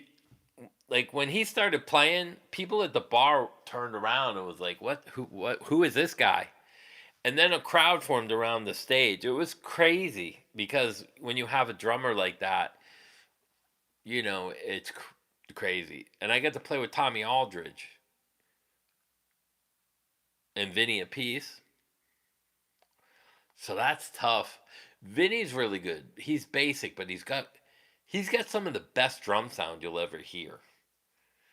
But probably my two favorite drummers well, I say three: Tommy Aldridge, Patrick, and Carlos. I put them all in about the same. Tommy has good drum sound too. Tommy Aldridge. He actually, when I was at the Ozzy sound checks, and I did some songs with them, and I got to play. I remember him actually tuning his drums to where Ozzy's voice range were, or the instruments. It was crazy. You two are Coldplay. Who could win in a fight? Probably Coldplay. The Edge and Bono don't look very tough, but the bass player, and I don't know his name, in U2 is, he looks like he could kick some ass.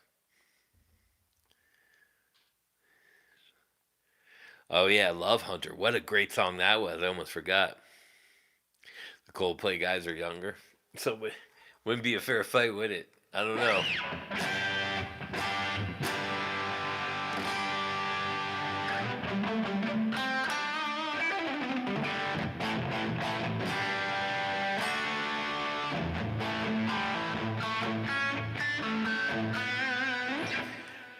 I told my Passion and Warfare, great kids stuff, Alien Water Kids. I asked my wife. I said, because she was in love with Michael Tramp, and people thought I was him a lot when I had the hair. That's who I reminded people of, and George said, "Yeah, you looked like a young Zach Wilde back then." I was like, "Huh?"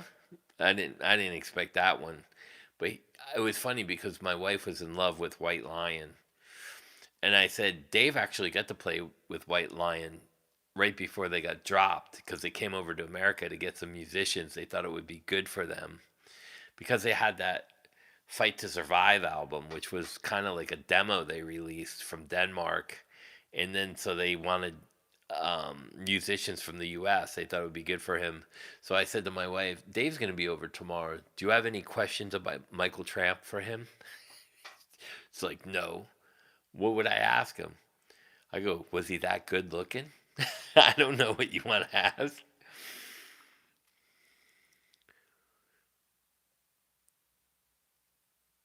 Greasy. What girl wasn't back in the day? I don't know.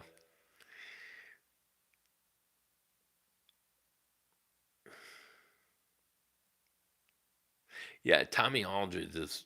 Um, he's got quick hands and feet. Patrick does too. See, that's like a tough one because they're all very similar. They all have great technique. Tommy doesn't hit hard. He. It looks like he hits hard, but it's actually controlled. Patrick hits hard, but it's controlled. Carlos just fucking hits hard. When he plays with Louis Fonsi, which he's like a number one pop Latin guy, he's got the plexiglass around his set. And you can hear they got cam views of him with. Look up Carlos Benitez cam view. You'll see him playing with Louis Fonsi with the glass, and you'll see a camera from the side, and you'll hear him hit his snare, and it echoes through the arena. It's like crazy how hard he hits.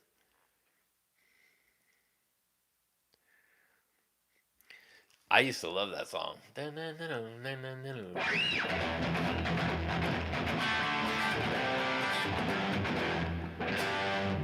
Maybe there's no G.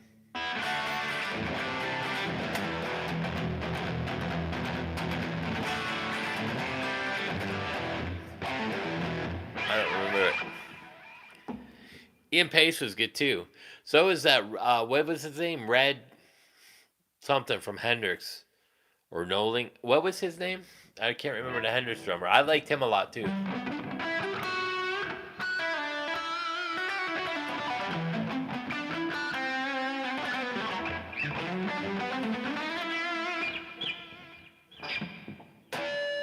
You were in love with Simon Le Bon? The Duran Duran guys were actually pretty cool. Noel Redding, that's it. Or Mitch Mitchell? I can't remember. Is it Noel Redding or Mitch Mitchell? Or did they have two drummers in Hendrix? I can't remember. He had long sideburns, whoever that was.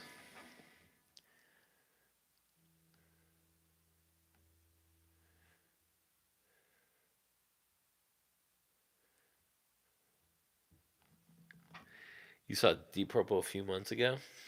Who's still a great drummer? Who's their drummer now? Oh, Mitchell, you mean? Oh, Noel Redding was the bass player. That's right. That's right. Mitch Mitchell. I thought, well, as a combo team, to be fair, they played well together. I don't I don't think if Hendrix had them guys, those songs wouldn't have been as good. Because in a trio, you got to have a strong drummer and bass player. Because I like two guitar players. It fills out a band, especially because, like, in the studio, you do a lot of tracks.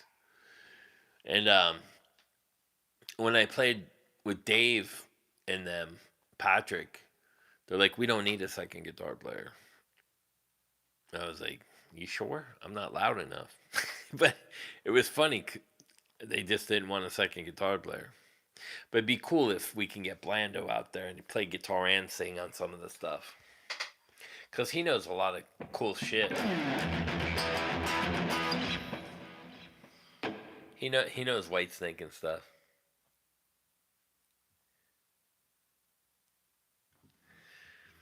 Noel Redding was Jimmy's bass player, but he was a guitar player.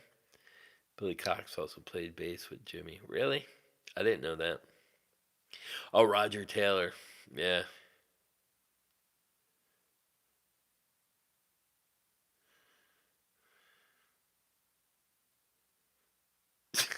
Jimmy used to call Noel Redding Bob Dylan's grandmother whenever he played it.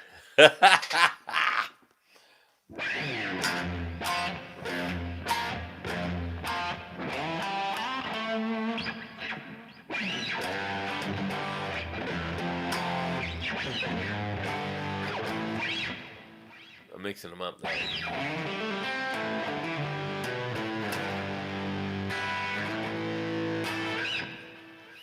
I'm mixing songs up by him. I haven't played a Hendrix song in forever. Bass, bloody all. Yeah, I can't stand auto text either.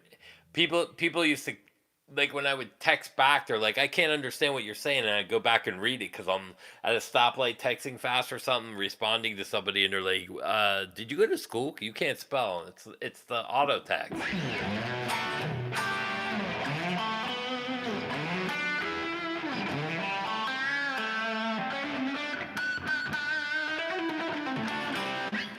What time is it, by the way? Anyone know?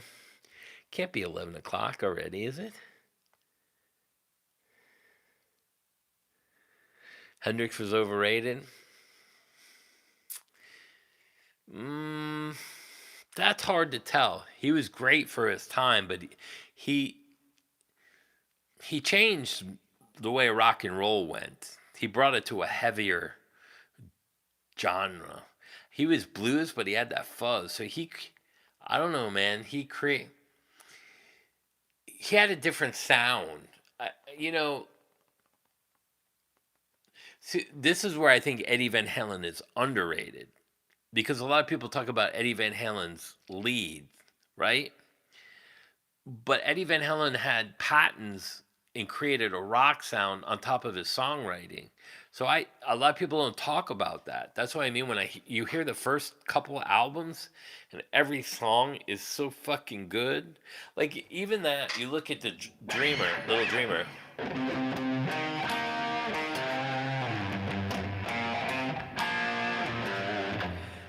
The way he's using and manipulating chords and tones, and he's moving them in a strange manner. It's just a weird.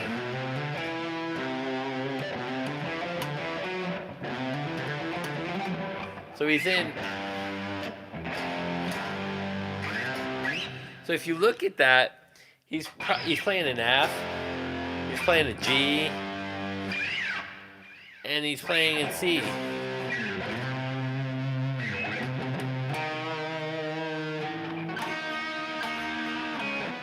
But then you look at what he's doing and you're like, well, that's like a flat. So that could be the 7 chord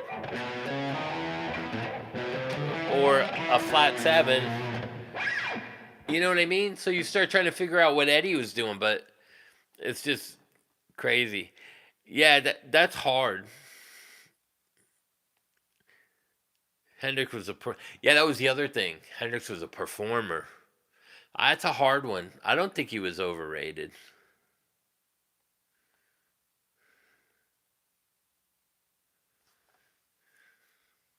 He sounded boring. Some of the stuff was like "Wind Cries Mary" and some of the slower songs, and like "Hey Joe." Those were incredible written songs. I mean, he wasn't the greatest singer, like as far as inflections and tones.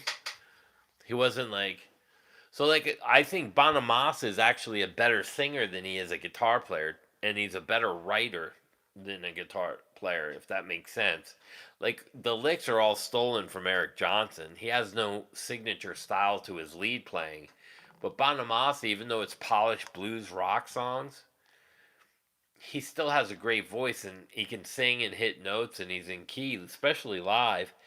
And the way the songs are structured and written, I think Bonamassa is a better songwriter and Bonamassa would be a great studio musician for me because he knows how to write and sing. Where his lead playing for me, Bonamassa is so. And that sounds weird because he's a great. Everyone talks about him, but I think he's a carbon copy of Eric Johnson. Just is what it is. Where Hendrix was so different when he came out. And that's the other thing.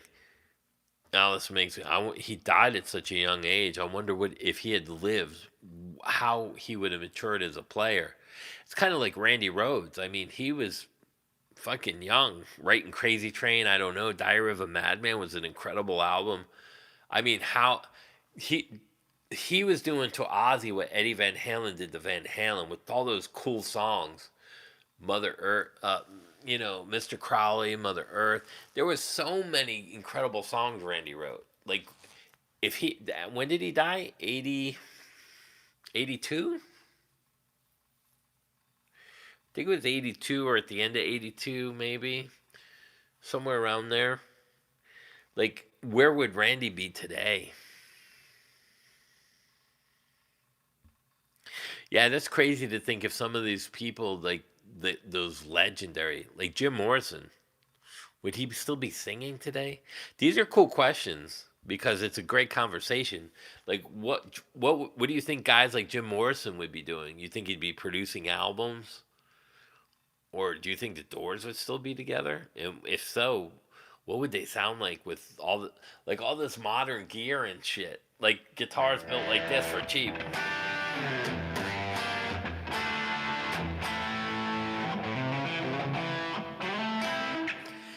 And would they advance as players? I know Randy wanted to get his degree in classical music, but I think he would have got back into writing. Ooh, I'm a little tired. 82, yeah, I know it was around there. Because that was like right around when I was at GIT.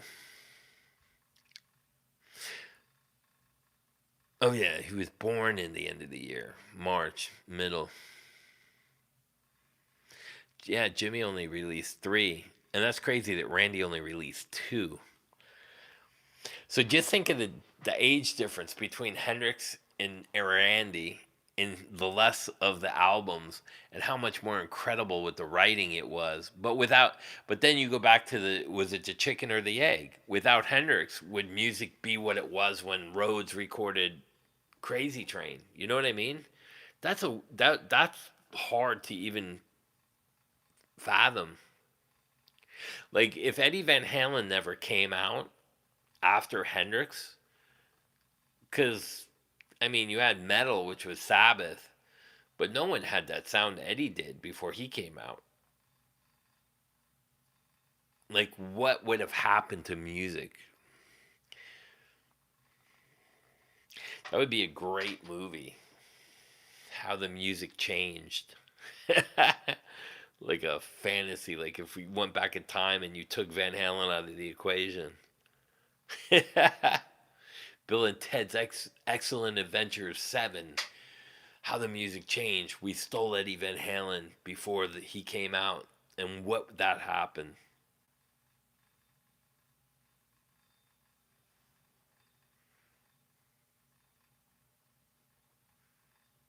Oh yeah, and I think there was a band. Were they called Cry of Love after Hendrix? Maybe.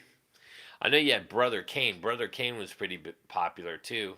They came out and then fizzled. But I think there was another band called Cry of Love. That was a cool band too. Yeah, the two albums. I got one of them. The Quiet Riot 2, the Japanese. I didn't like the first one though. I almost bought the first one, but I bought the second one. It's on the wall. Quiet Riot 2.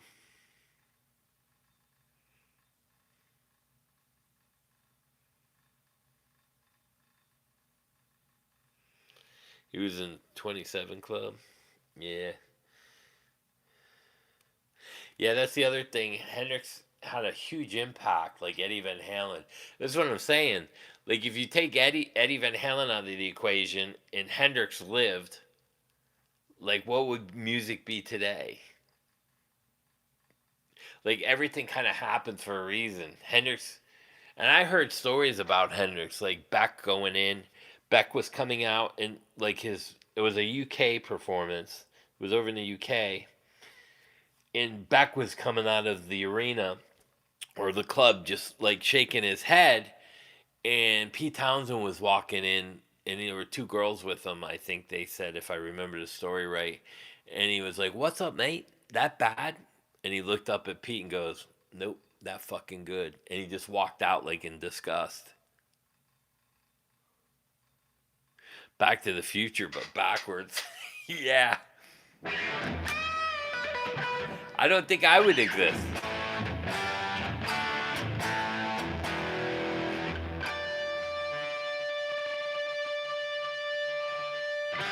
I mean, I would exist, but not musically.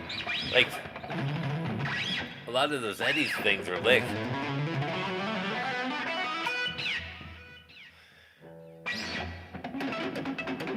All that stuff with the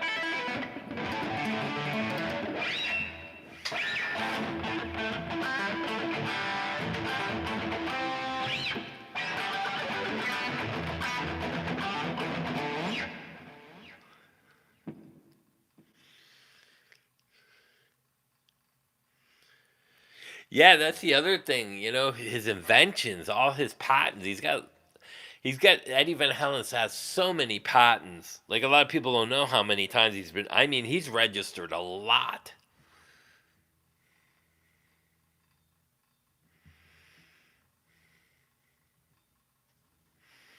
See, that's cool. You got people checking your channel out, Allison.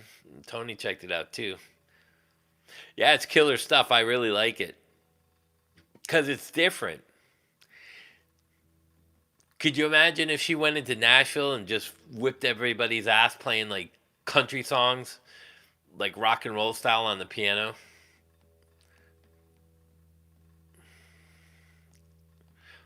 We'd have to nickname her Allison Lewis. Allison Lee Lewis.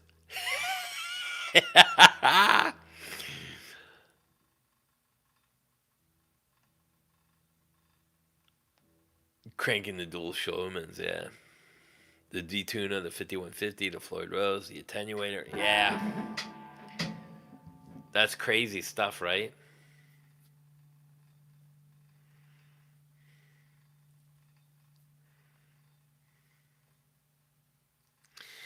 Can't tell if my computer's wrong. It says 11:27. Came in 9:30, 10:30, 11:30. I might have to go.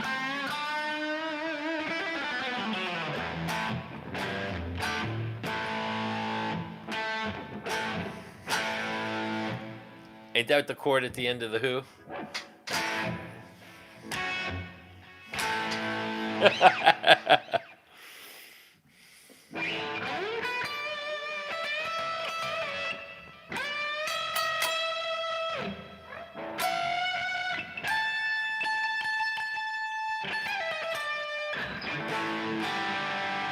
stayed in tune. Let's strike the whammy.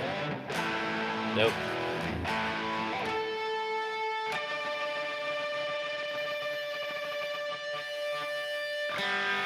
The Trooper.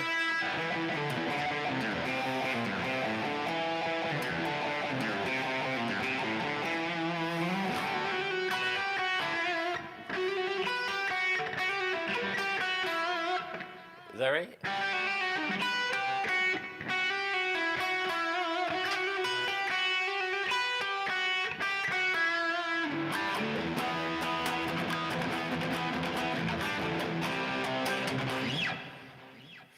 Whoa! Oh yeah.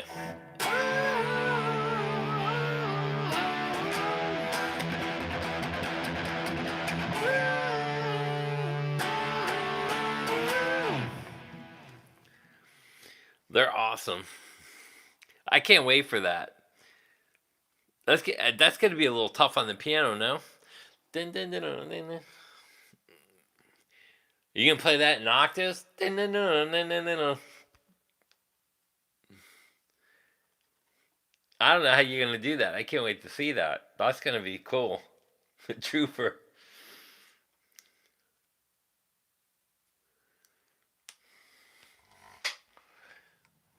Yeah, that would be a pretty good song for piano because it's really musical.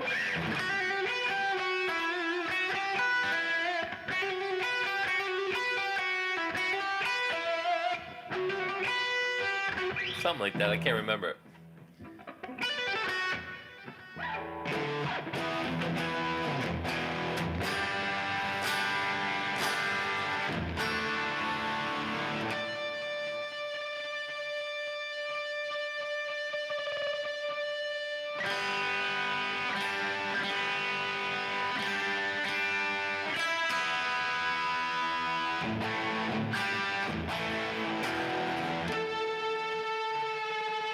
I should check all the strings first, right?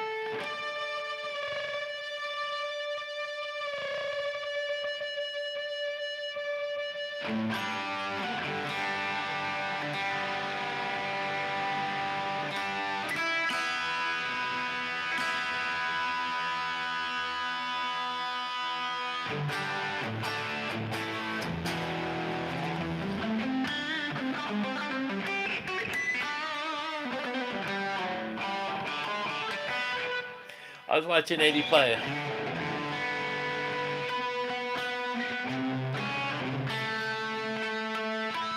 Women in Love. He does some weird chord thing. It's on a clean channel too. Let's see.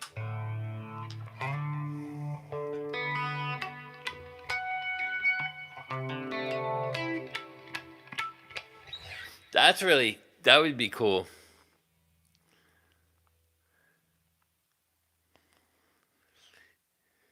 Invaders.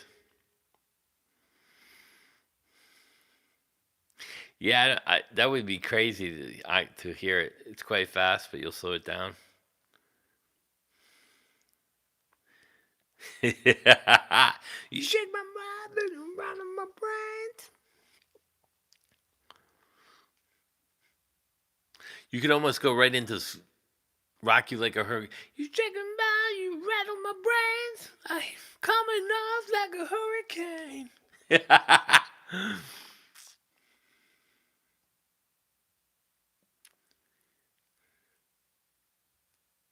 Yeah, the half bet. Yeah. Well, don't forget, Eddie ran his fucking keyboard right through this Marshall stack on Cradle Will Rock.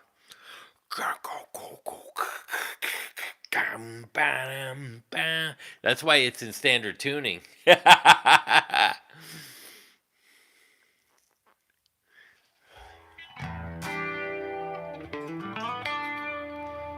see what the. See, now you can really hear the difference on this pad.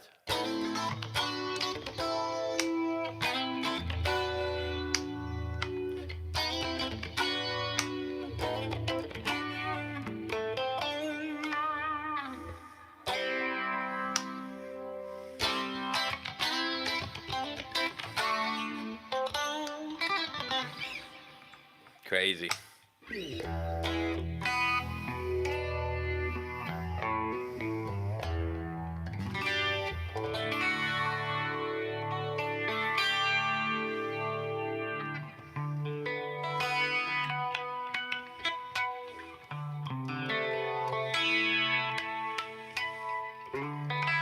I don't remember. That's Women in Love, I think.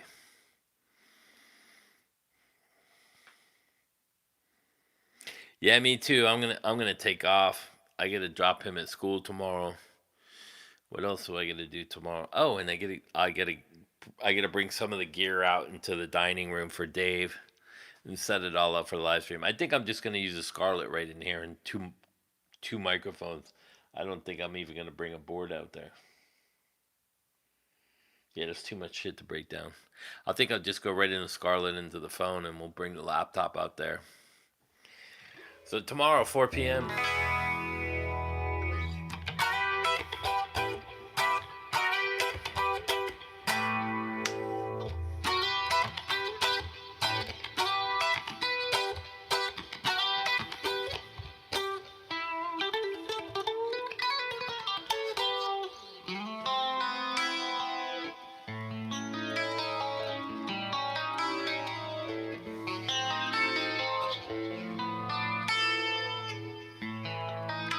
What? I fucked it up, didn't I?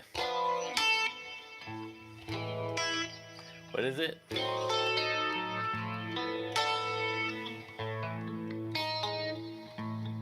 I don't remember that chord.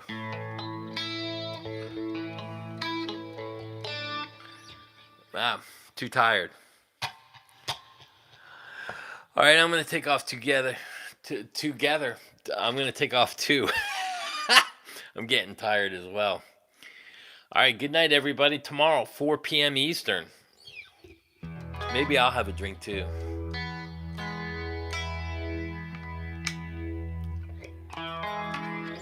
You gotta be careful though, because I'll tell all the stupid stories. All right, everybody. Good night. Have a great night. And don't forget, tomorrow, 4 p.m. Ooh. Peace out. Can I do this without throwing the back out from the chair? Oh, we got it. Peace.